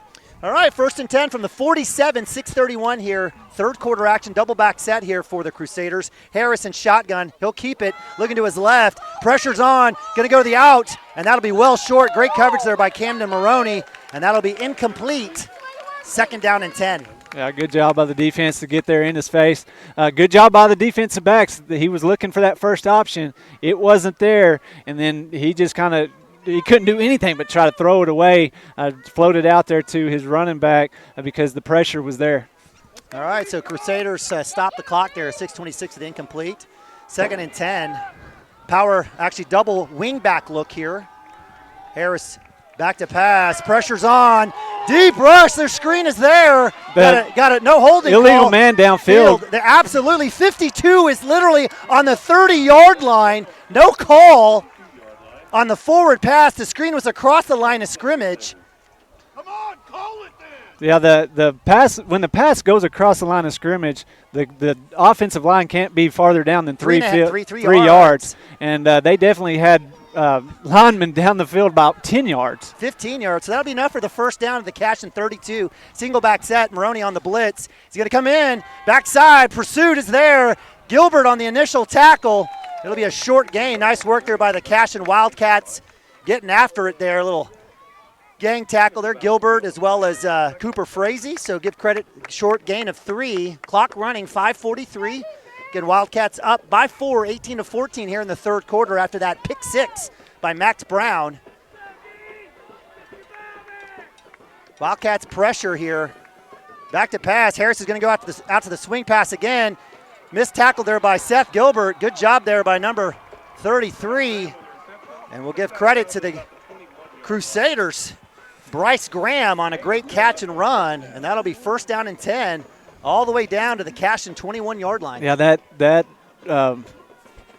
route right there from 33, Graham, he's just doing a good job of kind of sneaking out there, finding an open spot, and that's what the quarterback was looking for a while ago when he kind of got rushed and just couldn't get there. We had somebody there. We got to keep an eye on him. He's been one of their biggest playmakers so far tonight. Not sure how that wasn't a hold. We're going to have a flag here. Jake Branson messing with number 66. I'm not sure what happened. Little ruckus. I think what was happening was Jake was getting held, so he finally, just threw him to the side, and then as he was walking back, they called the penalty on Jake. So that one will be assessed. That one will be half the distance from the 21, so that'll be second. Let's see if they mark it off 7 or 8. Let's see what happens here. It might be 2nd and 3 on the mark off. It's been chippy, and I agree with you, partner, there. It's always the second guy that gets caught. So it's actually 1st and goal from the 9 here as the Crusaders got the ball at midfield. They're going to go ahead and hand it off. Nowhere to go. Number 9. Oh. And so that on the carry was Christian Mills, the senior. And I guess they'll give him 1. I don't even think he got that. Yeah, I was going to say, if he got anything, it was only 1 because you had those big boys, Tommy Branson, Cotter, and Vandorf all right there for the stop. So big opportunity for a big stop here for the Wildcats. This is definitely 4-down territory. I don't think the field goal unit's going to be coming out for CHA. So 2nd and goal from the 8. Running clock, 4:34 here, third quarter. Double back set here for the Christian Heritage Crusaders. Blitz is on. Maroney coming off the backside, off the edge.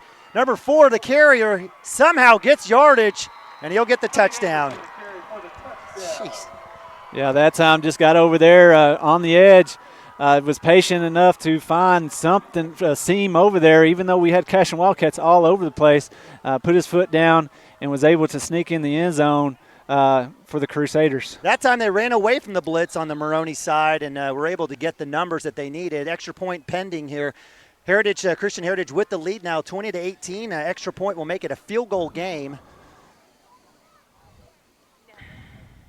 Kick is up. That one is somehow in.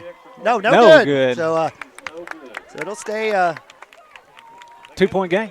It should be. They already added the extra point there. The scoreboard guy. You think some of these Southern Baptists would stay honest on us here, but they had to take the point off. I had to do a double take there to go, wait, can I do the math? But score remains 20-18. So with 4:23, Wildcats. And you know what? I don't blame Max Brown for spiking the ball, but I kind of blame him for spiking the ball. You can't do it. I appreciate the excitement, but that was a big penalty as Christian Heritage was able to get the ball at midfield. Then we had the unsportsmanlike conduct. So that's 30 yards in essence that, were gifted to Christian Heritage. And give them credit.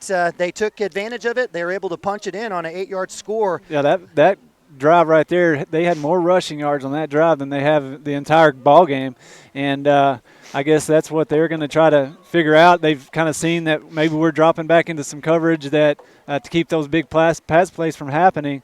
And so they're maybe trying to figure out a way to take advantage of that and keep the ball on the ground. That time, we talked about big chunk yardage and big plays. That time I think they had one big play other than the penalties. Other than that, they drove right down the field and scored on that drive. The Cashion Wildcat defense has got to get out there and do a better job and keep those Crusaders in 3rd and long downs. And we have a lot better chance of keeping them off the field, keeping them out of the end zone. Amen, amen. So Christian Heritage with the kickoff, number 16, J.D. Smith. Back deep is Seth Gilbert, Max Brown. Gilbert got the last kickoff. Let's see which side they go on this time. They've been short kicks, landing right around the 25 in the air. This one will be a little bit deeper. Gilbert will chase that one down. Let's see if he lets it go out of bounds. He does wisely. Yep. Great job there by the senior. And Wildcats will take over in good field position here with 4:23 on the clock in the third quarter. Yeah, 35-yard line for the Cashion Wildcats. That first drive out of the halftime, we did a great job of just keeping the ball moving down the field. No big penalties, no big mistakes until the fumble. This time, let's get the ball back in the hands of our offense. Let's see if Coach Shackford continues to try to run with Chance Acord and see if they try to combat that. And if they do, see if Coach Shackelford doesn't try to pull back and have some big plays down the field. We haven't seen a long shot down the field since almost that very first play of the game. You're right. Let's see if he doesn't try to put pressure on the Crusaders' defensive backs here. All right, so Max hidden at tight end. We've got Trips up top. Max protect here. Camden Maroney now in the backfield to the left of Chance Acord. Blitz is on. Maroney will get the carry. He's still moving, still grooving. Moose Part 3 is loose. He'll get to almost to the 40-yard line. So an almost 5-yard gain there on first down for Camden Maroney. So good start for the Wildcats. Brings up second and a yeah, good job there by Camden, just keeping those feet moving. The line up front just kept their feet moving and got 6 yards. Acord with the fake. He'll go ahead and keep it. He'll pull up and looks like he'll be driven out of bounds for basically no gain. So I loved Acord's patience there. It's one of those moments where if he's decided to run, let's get after it. He's been doing great today running the ball. I was kind of waiting for him to pull out and do a pass there, but he pulled it out and just tried to get a few yards. Maybe he was looking, so we'll see here. So no gain. So actually it looks like a couple yards. So it'll be 3rd and 4 here from the 41, clock running 3:28. Wildcats will go empty as Camden Maroney checks out. We've got Gilbert Nabavi up top, Cooper Frazee and Max Brown here on the short side of the hash. Acord by himself in the backfield, shotgun. Press coverage here for the Crusaders. Wildcats will change. They'll take a timeout instead of taking a delay of game. And Coach Shack is always upset, so it's like he didn't get what he wanted. So Wildcats will have to burn their first timeout. They've got 2 left, so with 3:06, clock stops. We'll go to timeout. Be right back. Cashion Wildcats TV. Download the Pioneer Smart Wi-Fi app today or visit gopioneer.com for more information. Dr. Matt Dieselhorst at Dieselhorst Sports and Orthopedics can help you get game day ready. Dr. Dieselhorst works with athletes of all ages, taking a coordinated approach to accelerate return to play and maximize athletic performance. His work with pros in sports training, injury prevention, bracing, functional rehabilitation, and imaging works seamlessly with his medical and surgical expertise. Get started by going to Dieselhorst Sports and Orthopedics. Let Dr. Matt Dieselhorst get you back on the field, backing all Oklahoma athletes on the field and off. All right, welcome back. It's Cashion Wildcats TV. Named Nabavi. Chris Gibson bringing you the action here live from Crusader Field and Christian Heritage Academy campus, I guess South Campus here in Oklahoma City, Oklahoma. Wildcats down, trailing 20-18 here in the third quarter. Driving here, 3rd and 4 from their own 41. 3:06 left here. Empty set for Acord. Oh, what are we doing? So that almost got the false start. We don't get it. Come back to Max Brown, and there's the hitch for the first down, and that's exactly what we were talking about in the timeout. So yeah, Neiman and I were talking, and Neiman just said, "Let's get the ball in the hands of Max Brown." He is our best offensive threat that I've seen so far this year, and I want to see the ball in his hands as much as possible. And coming out in that first half drive, that very first drive of the first half, those first 2 or 3 plays were to Max, and that's what got the offense going down the field. Cooper Frazee, or actually Acord with the keep. He'll get it all the way down, close to a first down. Great read there by Acord on the zone read with Cooper Frazee, who came into motion. Cooper will stay there back in the backfield now.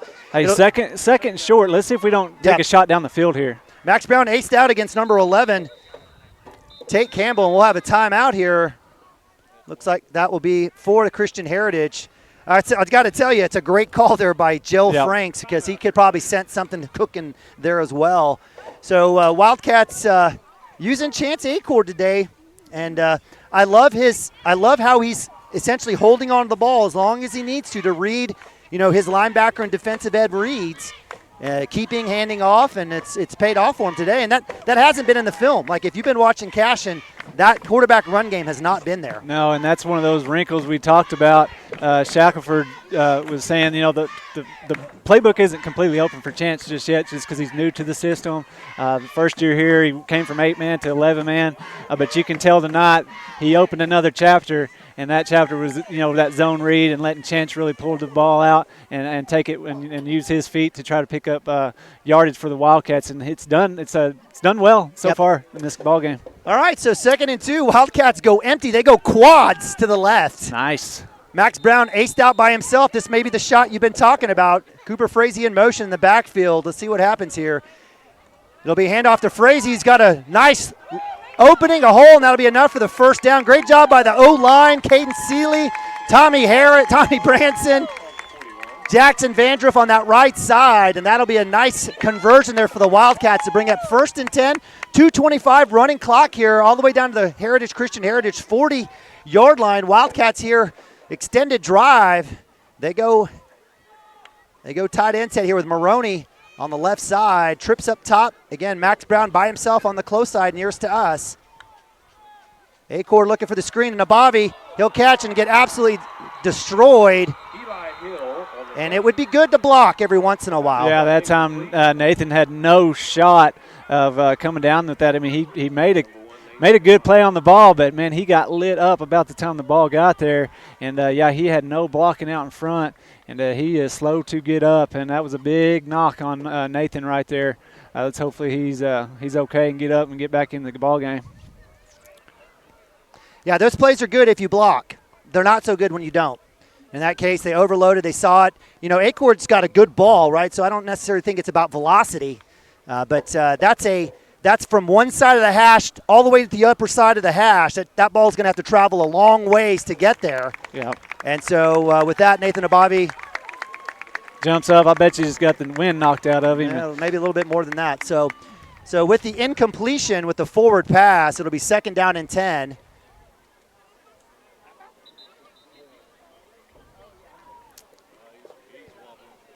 Yeah, the way he's coming off there, they may take his helmet away just for precaution here for a little bit. But the Cashion Wildcats got to get out here and this 2nd down play and be able to come out and really execute.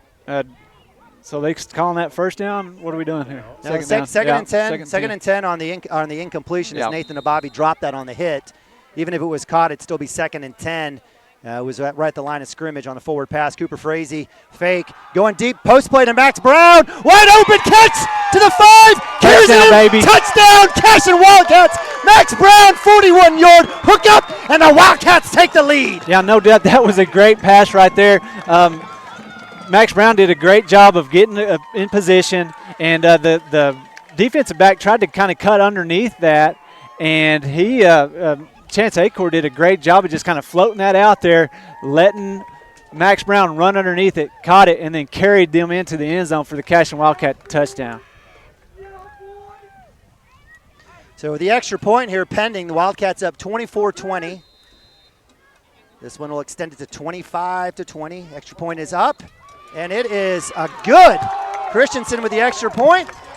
The Wildcats go up 25-20 here with 1:54 left in the third quarter. You got an instant replay for us, partner? I'm working on it. I messed up. So Wildcats get the ball at the 35-yard line, go 65 yards on a 41-yard TD pass to Chance Acord to Max Brown. The senior comes through big again. I'm listening to Alex and Bobby here root for his brother holding the ball there. Here's the play right here. You see I hope this is the right one. It may be the next play. Let me see here.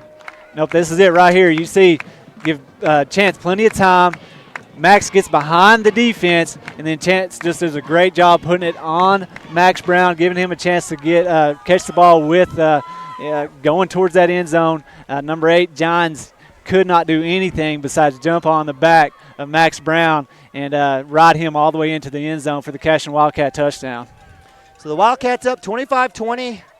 Great opportunity here for the Wildcats to get the defense back out there, get another stop and potential score. 1:54 left here in the third quarter. So let's go, Jake! As the Cashion Wildcat come back out kickoff. Christensen's there. Looks like we've then we're done. I don't think it's charged. Just charge as much as you can now, and I don't know if it's charged or not. It's still going. Just leave it until we run out. Here, I'll give it to you. I don't know. Sorry about the Sorry, we're trying to get the sideline camera operating, make sure it stays alive for you guys. We'll have to look for it, partner. Just a good job right there by the offense to get the ball in their hands after the CHA Crusaders went down and scored to get the ball back in their hands and go down and take the lead again. So give credit to number 14 there for the Crusaders. Deep kick there by Christensen. Caleb Gideon catches around the 10, gets it about to the 33, 34-yard line. Nice tackle there in open space by senior Jake Branson. Yeah, good job. I had the field camera on that kickoff, and I didn't switch it over. But, yeah, good job by Jake coming up, making a good tackle there in the open field to keep the Crusaders back there about the 34-yard line. Yep. So 1st and 10, 148. Wildcats four-man front. Handoff inside. Nowhere to go. Tommy Branson coming in and getting the tackle. So good work there by the junior Tommy Branson, number 76. That will be a no gain. Bring up 2nd and 10. Clock running here, 1:32, third quarter. Big opportunity here for the Cashion defense. Yeah, right here. Just keep doing what you're doing. Like I said, the Crusaders had a little bit of success running the ball that last drive. Let's shut them back down here, make them get into pass downs, just like that. Gilbert shooting the gap, can't get him, but doesn't matter as he slows him down enough. Is Camden Maroney, Jackson Vandruff, and they're trying to go power back with number 4, the senior, in essence, tight end, Kai Davis, in the backfield, and it's not working. So under a minute, 1-yard gain brings up 3rd down and 9. The Wildcats smelling blood with a chance to get a 3 and out and the ball back to start the fourth quarter. Yeah, and Jackson Vandruff just sitting down there pointing at his head saying, be smart here, don't jump off sides, get them that free 5, and then just pin your ears back and go get the quarterback. Harris back to pass, pressure's on, gets hit, ball is out there, and it will be incompletion. Credit Jackson Vandruff on the pressure of Zach Harris. Falls incomplete. Intended receiver was number 8. We've talked his name, Nate Gines, the whole night, and that will be a 3 and out punt situation with 34 seconds left. Good job, Cashion Wildcat defense. Yeah, and if you didn't see it, if you could go back and watch that play at some point, watch Jackson Vandruff just do a swim move, and the lineman completely whiffed him, and so he was bearing down on that Crusader quarterback, and all he could do was chunk it out there and hopefully not get it intercepted. Great job by Jackson Vandruff there. High punt, high snap, it's on the ground. They're going to try to punt it. He does get it off. That's going to float, hit around the 45. We have a whistle. What is the whistle for? Yeah, I don't know what is going on. They blew the whistle. It was a punt. You almost think Cooper Frazee could have caught the ball and maybe gone for a touch. Did you see Cooper coming up there? If the whistle wouldn't have blown, he might have tried to catch that and go. Oh, so they're going to get a fresh down here, so I'm not sure what happened. Nobody heard a whistle. The snap was made. Another crucial officiating move. So we should have had the ball at least about the 40-yard line. At least. And so, and of course, what do you expect out of this? a huge punt by Christian Heritage that will get a roll inside the 28-yard line for no apparent reason. Yeah, we have no idea. I guess there was an inadvertent whistle, and the rule on inadvertent whistle is you completely play the down over. So that's what happened there is they said that there was a whistle, and they were able to replay the down with no consequence for a bad snap or a bad punt. And you're able to get out there and have a great punt and put the ball back all the way at the 28-yard line. So, Cashion, that is almost a 30-yard difference or 40-yard difference based on an inadvertent whistle. Acord with the handoff to Maroney. He'll bowl forward. He'll get a couple. Nice solid run there. Give credit to tackle there by Christian Heritage, linebacker number 24. That is Landon Bean. And so with that, that'll be the end of the fourth quarter and what has been a strange Halloween-like game as the Wildcats have a 5-point lead, 25-20. Yeah, we'll keep it here. Here's the thing. You come out at the end from halftime. We had a great drive, get all the way down, had a fumble. The defense had them backed up there because of the fumble. Able to get a defensive touchdown, let Christian Heritage come back, take the lead, and then we had a great drive all the way down the field for a long Max Brown touchdown, take the lead, have a great defensive stand, have an opportunity to get the ball on our side of the field, and then inadvertent whistle, get the ball back. Now the offense, Cashion offense, has the ball in their hands, even with that bad penalty or bad inadvertent whistle. Let's take advantage of this. We have the lead with the ball in our hands with the beginning of the fourth quarter. We go up here, another touchdown, and you're almost putting the two-score lead in front of you, and you have a really good chance to win this ball game. All right, so the Wildcats take over here in the fourth quarter. 2nd and 9, Camden Maroney with that first down run for 1 yard. What was that score he was trying to show you? It was Crescent Hinton. Hinton just took the lead 21-20 into the fourth quarter. Oh, wow. So that's a tight one out there between other A3 events. In motion is Seth Gilbert. Handoff to Maroney. He'll go right side. Big barreling move. He'll fall forward. They should give him credit for the roll. They don't. As he rolled on top of the defender. That'll bring up third down on about a 5-yard carry. Yeah, I had a couple looks at me. He absolutely rolled on top of the defender. Should have been given an extra 2 yards. But nonetheless, it's 3rd and 4. Running clock here, 11:37 from the 29. Wildcats here in the fourth quarter with a 5-point lead. Appreciate you guys joining us here on Cashion Wildcats TV, powered by Squirtle. Maroney with the handoff. He'll move forward. He's going to pick up some yards, but it's not going to be enough for the first down. It'll only be about a couple, and it's a most likely punt situation here for the Wildcats. So Wildcats get it. They run about a minute off the clock after the big stop. So with 4th and 3 from the 35, the Wildcat punt defense goes out. Number 8, Nate Gines back there. It's like they are going to rush the punter. Let's see here. It's Seth Gilbert, Cooper Fraser, the up back, will get the snap. A nice end-over-end kick. It'll land in Gines' hands. He'll take the ball. He'll come back in, and it'll be Barrick Wano, the first one down there. Jackson Vandriff, as well as final tackle there made by Gilbert. Yep. Yeah, Alex and Bobby's sitting here next to us, and he said, the difference in that 30 yards that pretty much were given to Christian Heritage with the inadvertent whistle. We had 4th and 4, 30 yards up the field, and we'd have gone for it on 4th down right there. So it looks like the hurt player for Cashion is Kai Gilbert, number 17, the senior. He's getting a little crampy cramp, so he'll get that stretched out by the CHA training staff. Appreciate them as Heath, our fantastic trainer, works his way across the field. Let's see if he does find him. So super blessed to have Heath as part of our staff out here at Cashion, Oklahoma. You don't find a whole lot of Class A schools with their own trainer 24/7. So Wildcats will have an injury timeout as they'll get that cramp worked out. Defense out there, 10:43. Christian Heritage has had phenomenal starting field position except for the one time they didn't. Guess what happened? There was a pick six, right? Yep, the safety no that doubt. turned into a pick six. And they get this one at the Christian Heritage 42. They've been living life right. Been on the right side of a couple of tough pass interference calls that go against the Wildcats.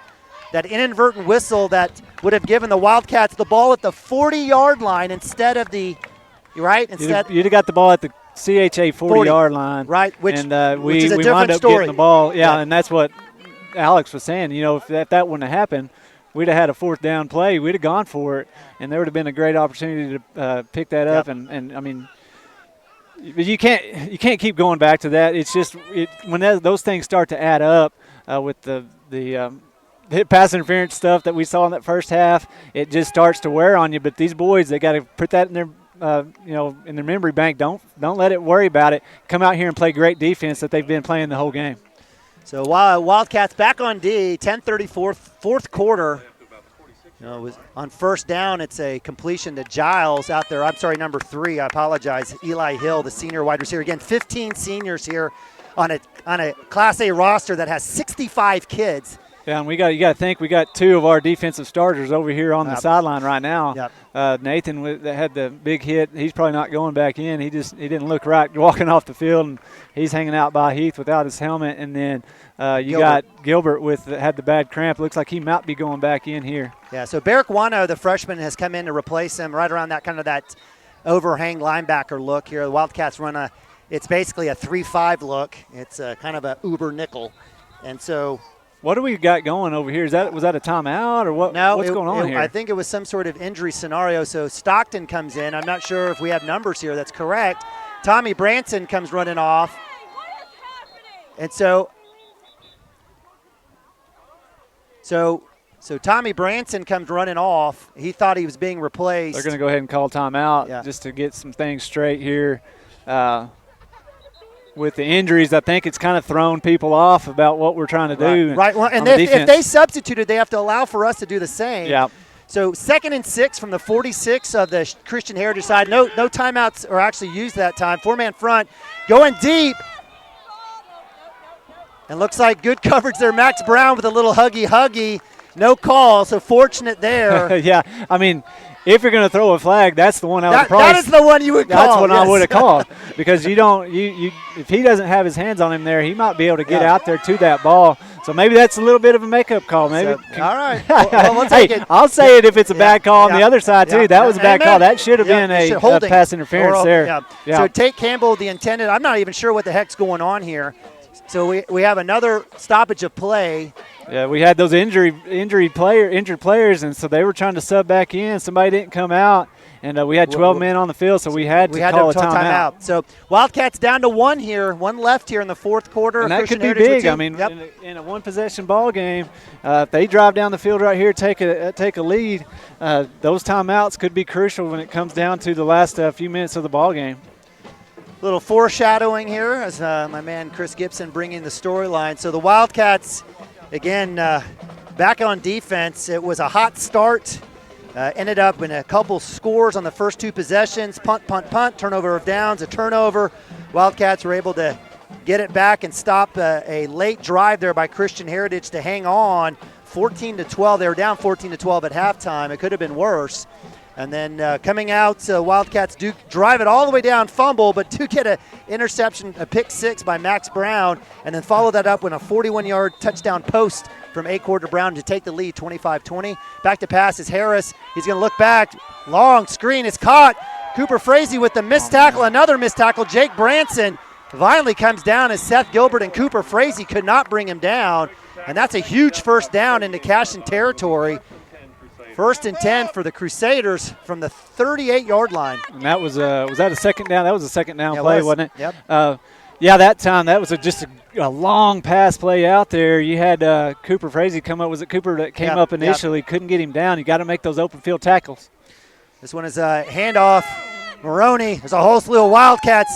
Business decision made there by is that Giles? No, it was. I guess that was Christian Mills. And so comes back in. Nice job there by the Wildcats D-line. Tommy Branson, Jackson Vandruff, Matthew Stockton, Cooper Frazee, and Maroney out there on the edge to make him cut back in. So gain of 2, 2nd and 8. Running clock, 9:32. 1 possession game here. Wildcats need to stop. Yeah, this is a big drive here for the CHA Crusaders to take the lead. Maroney on the blitz, coming off the outside. Deep post across the middle. Maroney, or actually Max Brown in coverage. And where's that flag coming from? What are you doing, man?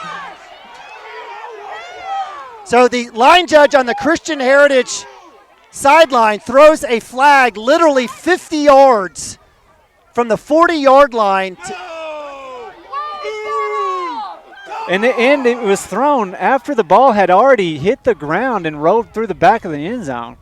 So I'm not sure if it had to have been a legal man downfield? Yeah, that's what it probably should have been. I have no idea unless it was something early in the route that he called. Well, then he should have thrown the flag early in the route. And we still don't have a sign. The referee is going to tell us here in a second what happened. Actually, he's not going to tell us what happened. We have no idea what the flag was. We're going to guess pass interference. So 1st and 10, another huge pass interference call in favor of Christian Heritage. Hand off the outside, cuts back inside. Nowhere to go for number 9, Christian Mills. The run game is absolutely obsolete for the Heritage. The best play they've had all night has been the pass interference call. And so on the short gain of about 1, it'll be 2nd and 9, clock running, ball to the 19-yard line, 8:56, fourth quarter. And that's the same official. He's just on the other side that called the big pass interference call in the first half against Max Brown. That would have been put us, 4th down. They would have been punting. And they scored. And they scored on the two plays later. 2 plays later. 2nd and 8, 8:40, single back set. Harris back to pass, hit the wings, going to come up, big hit there. Looks like Cooper Frazee, yep. Cooper Frazee, forward progress will give him maybe 1 or 2. So good work. The receiver was Eli Hill. He'll get about 2 or 3 yards on that, and I'll bring up a third down. Third down and about 7. Third down,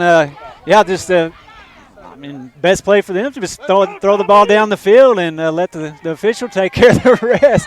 Right here, though, let's get the front line to really put pressure on this quarterback.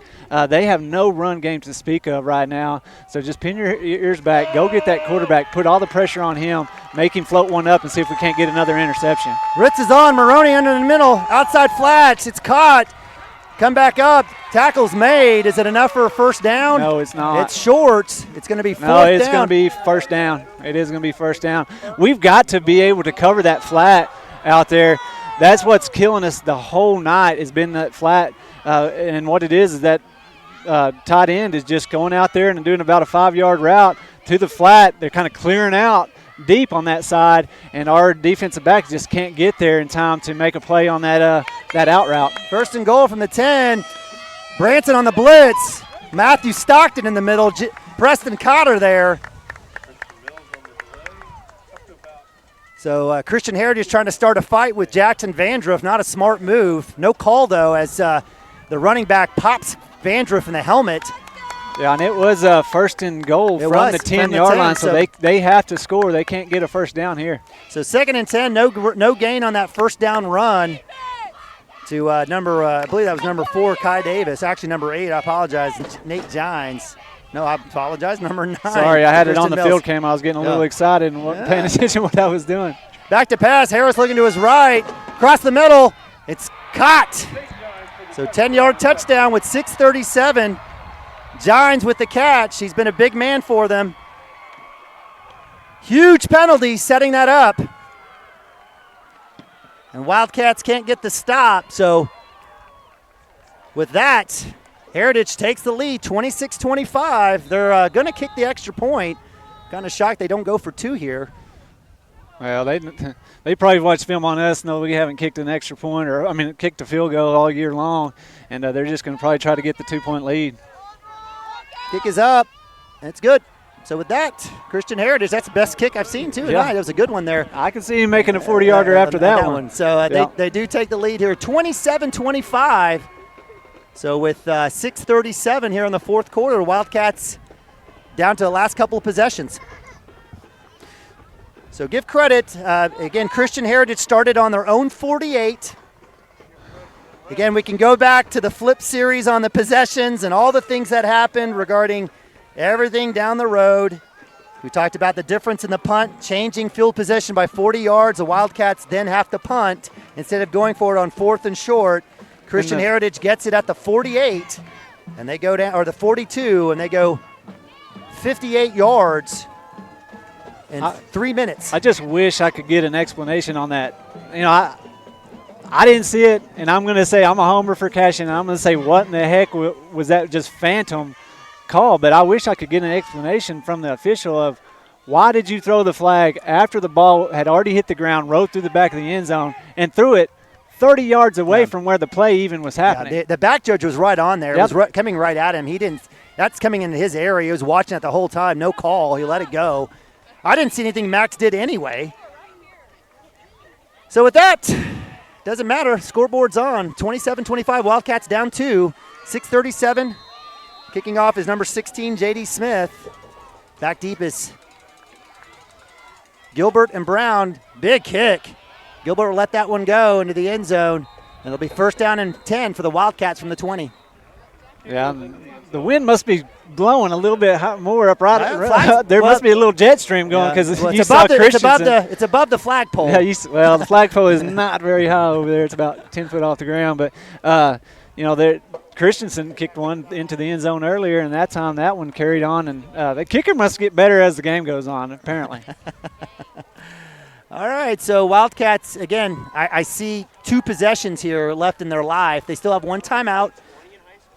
They'll kick it. They'll get it from the 20-yard line. Shaq will get the call in.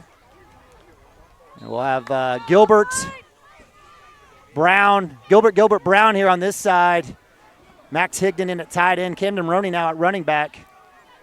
They'll split back out in motion. They'll pump. Wide open. Gilbert on the sideline. Catches.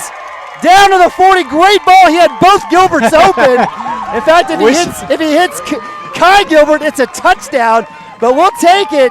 Big-time play as they sold out to stop the screen to Maroney. And the Wildcats are dealing here inside Christian Heritage territory. 1st and 10, moving fast. Handoff to Maroney, actually keeper by Acord. He'll put his head down, still on his feet, and he'll fall down right around the 30-yard line. A pickup of close to 10. And they are going fast here. They didn't even have time to set the chains there, and they let them go ahead and snap the ball and go. So unfortunate, Wildcats were going fast, and it was working. Well, we've got a lineman, I believe. I think that's Maroney's down, I think, with the cramp. Is that? Yes, it's Maroney. So unfortunate, Wildcats were going fast. Hey, right here, 2nd down and maybe 2?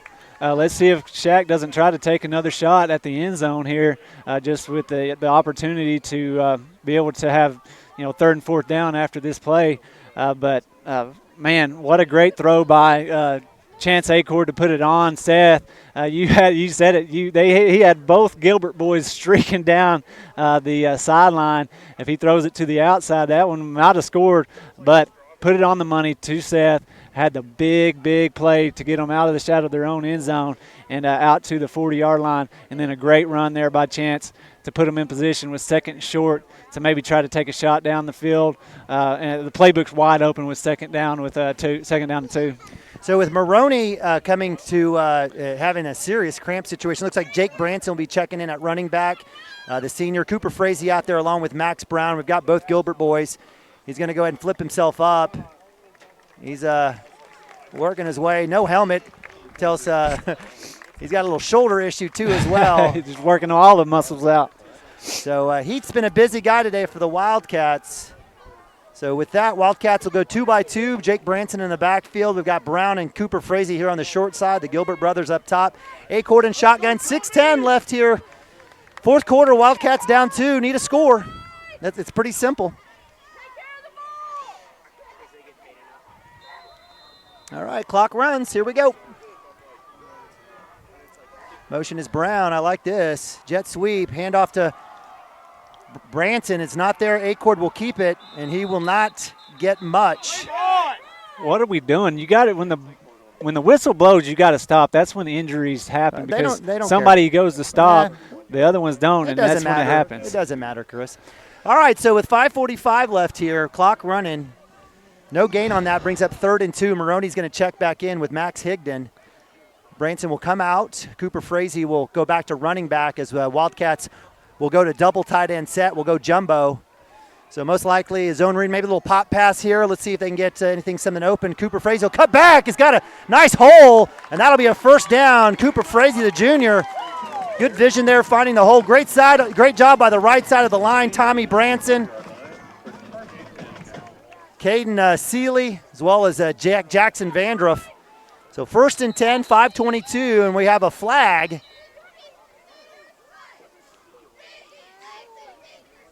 I have no idea what is going on right now with the officiating. I have no idea.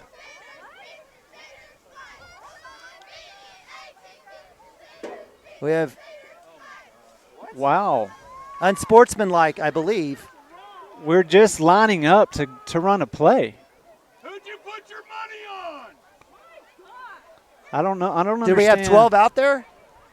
Illegal substitution, 2, 4, 6, 8, 10, 11. We had too many guys. We had 12? Yeah. So that'll be a 5-yard mark off.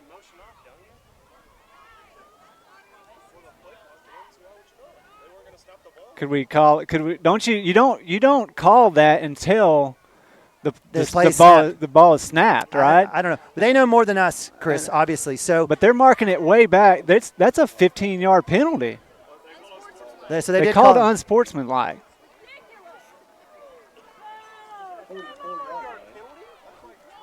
So, we talk about letting the players play the game and play and win. This is a situation where there's been They moved the ball back 20 yards. Why? How? I didn't think there was a 20-yard penalty. So what they called was too many men, and then they had the additional 15 on the unsportsmanlike. So they were trying to figure out how can they maximize. That's all a dead ball penalty, Yep. like all dead ball. That is unbelievable. I just don't understand how that is even.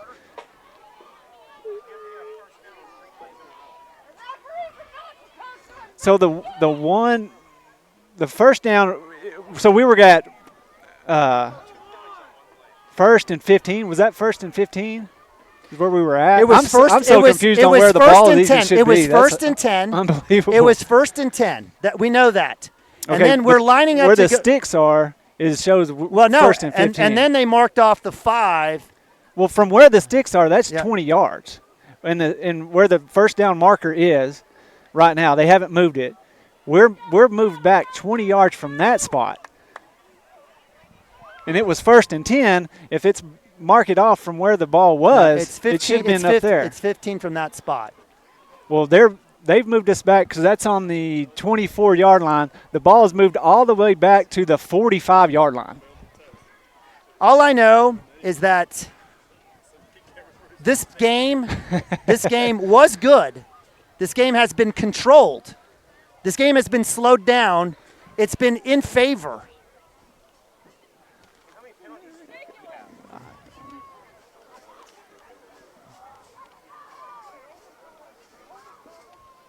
Yeah, and our coaching staff is just trying to figure out what the heck even happened there. Well, but they don't give us signals. They barely give signals. The sticks are still the first down marker. What was 5 yards behind the original line of scrimmage? Now it's back up to the line of scrimmage. Christian Heritage. Well, see, that's what I'm saying. I don't understand.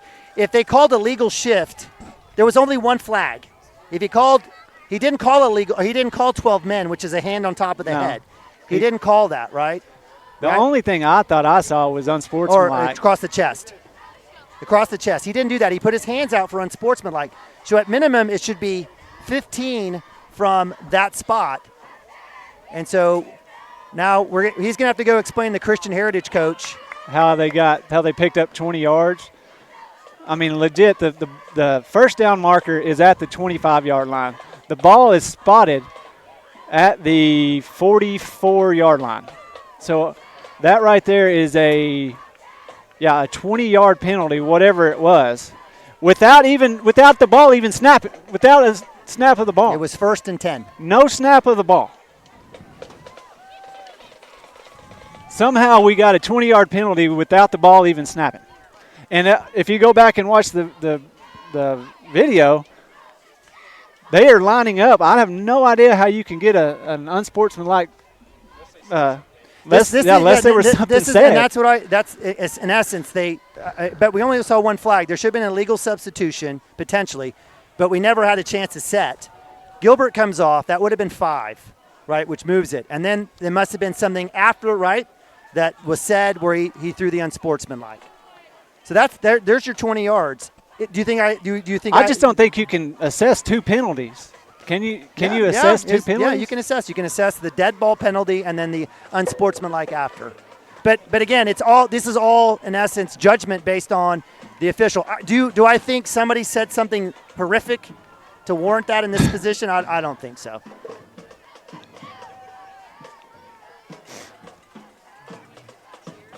Most likely, this play is not getting reversed. Now, they already set the ball. Yeah, I don't know why they haven't even moved the sticks back here. Let's move on. If that's what you're going to call, let's go. So it'll be first in a mile. First in 30. And the Wildcats were driving inside the 25. A horrific set of penalties here.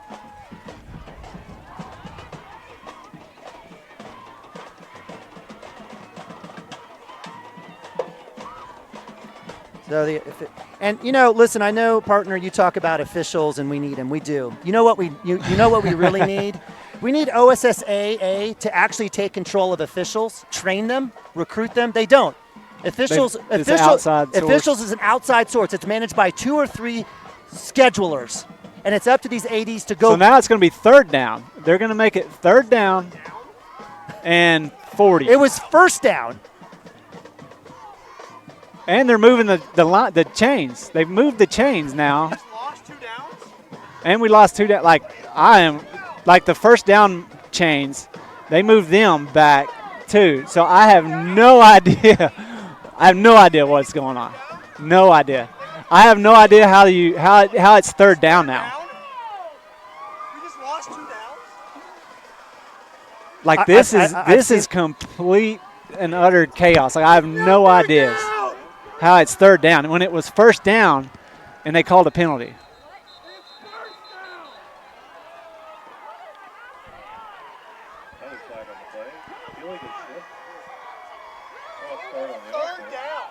I have no idea what's going on. I've seen it all. I've seen it all. And I would much rather dads come out here and officiate for free. I think we would get almost the exact same product.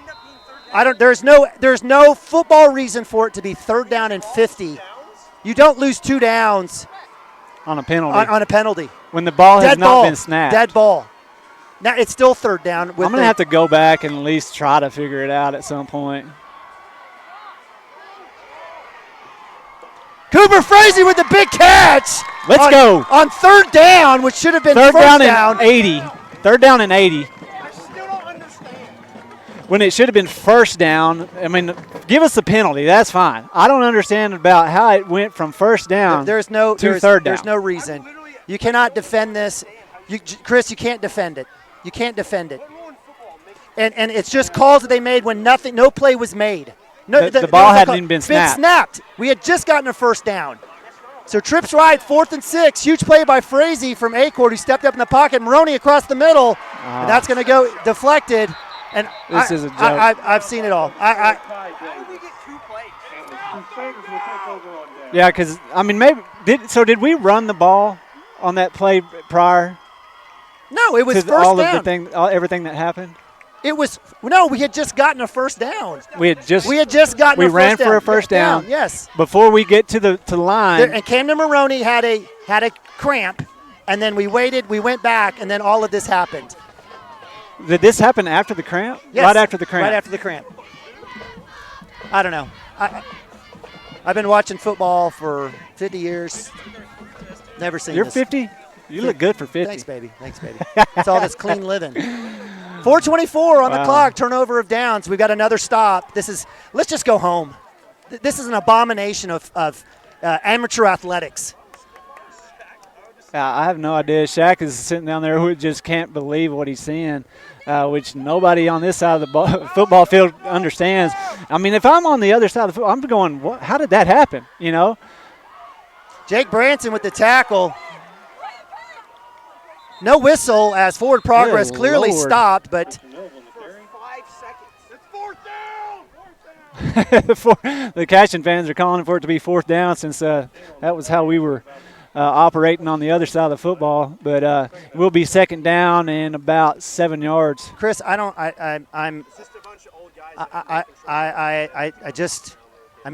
get it.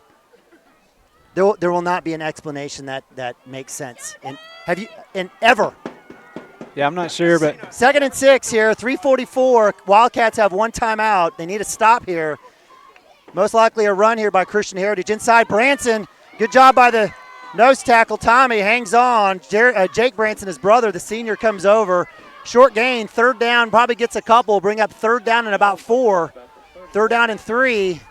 Coach Wood imploring the Wildcats to bow up. 3rd and 3. It's a big play right here for the Wildcats. I don't know if it's 4 down territory. Now you get a 4th down right here. I think Christian Heritage thinks that they can stop the Wildcats. They'll pin them back, try to pin them back as far as they can. Timmy Jones, Branson, Maroney all showing blitz. Let's see what happens here. Cooper Frazee out on the edge. Jackson Vandroff stand up, handoff outside edge. Tackle's made.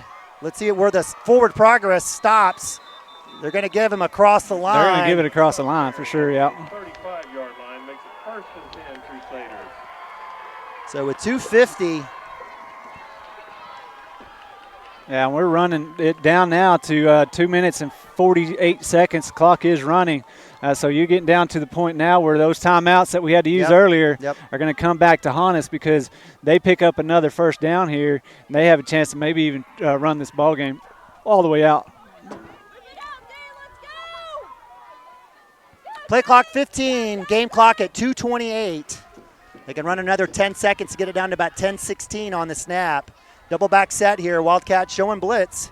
Outside, jet sweep coming across. Their motion is Gines. Max Brown follows him. Snap, outside rush. And he gets some positive yards. Wildcats just tired. We got to bow up right here. If you do not get a stop here. Hey, when you are a Class A team and you have 65 players, don't tell me that's not an advantage. Wildcats putting 26 out there with a couple of injuries. And you're right, they got to bow up, but this is where fatigue and being out on the field comes into play. Wildcats staring at a 2nd and 5. Play clock at 19, 1:45 on the game clock. With the snap, it'll get down to about 1:31. Wildcats need to stop here. I've never seen this in my life. I just don't understand how it went from 1st and 10.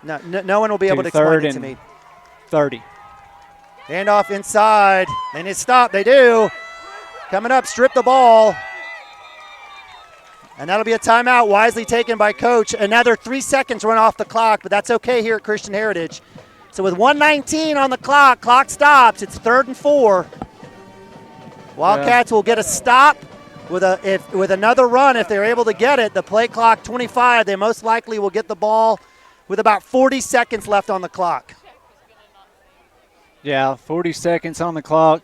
But the Cashion Wildcats, they have the weapons. If we can get the ball back in our hands to be able to go down the field and get a big play. Hey, I think what they're going to say on that play right there is that we had 12 men on the field when we got the 1st down. Is what I'm thinking they're going to say. No, it wasn't. Well, I'm just watching. I went back and pulled up the replay here. And what happens after? So Cooper Frazee runs for the 1st down. They move the chains. And then before 1st down. But what happens right here? Before we even line up here, the official throws the flag. He comes up and you see him. He's counting. We got game here. I'm sorry, yeah. 3rd and 3, Wildcat. And that'll be it. That's ball game. That's ball game, yeah. Give credit to number 4 and the officials. Kai Davis, the senior tight end. And with 1:09, that'll be it as the Christian Heritage Crusaders will be able to run out the clock. Wildcats will finish at 3 and 4 on the season and move to 1 and 2 in district play.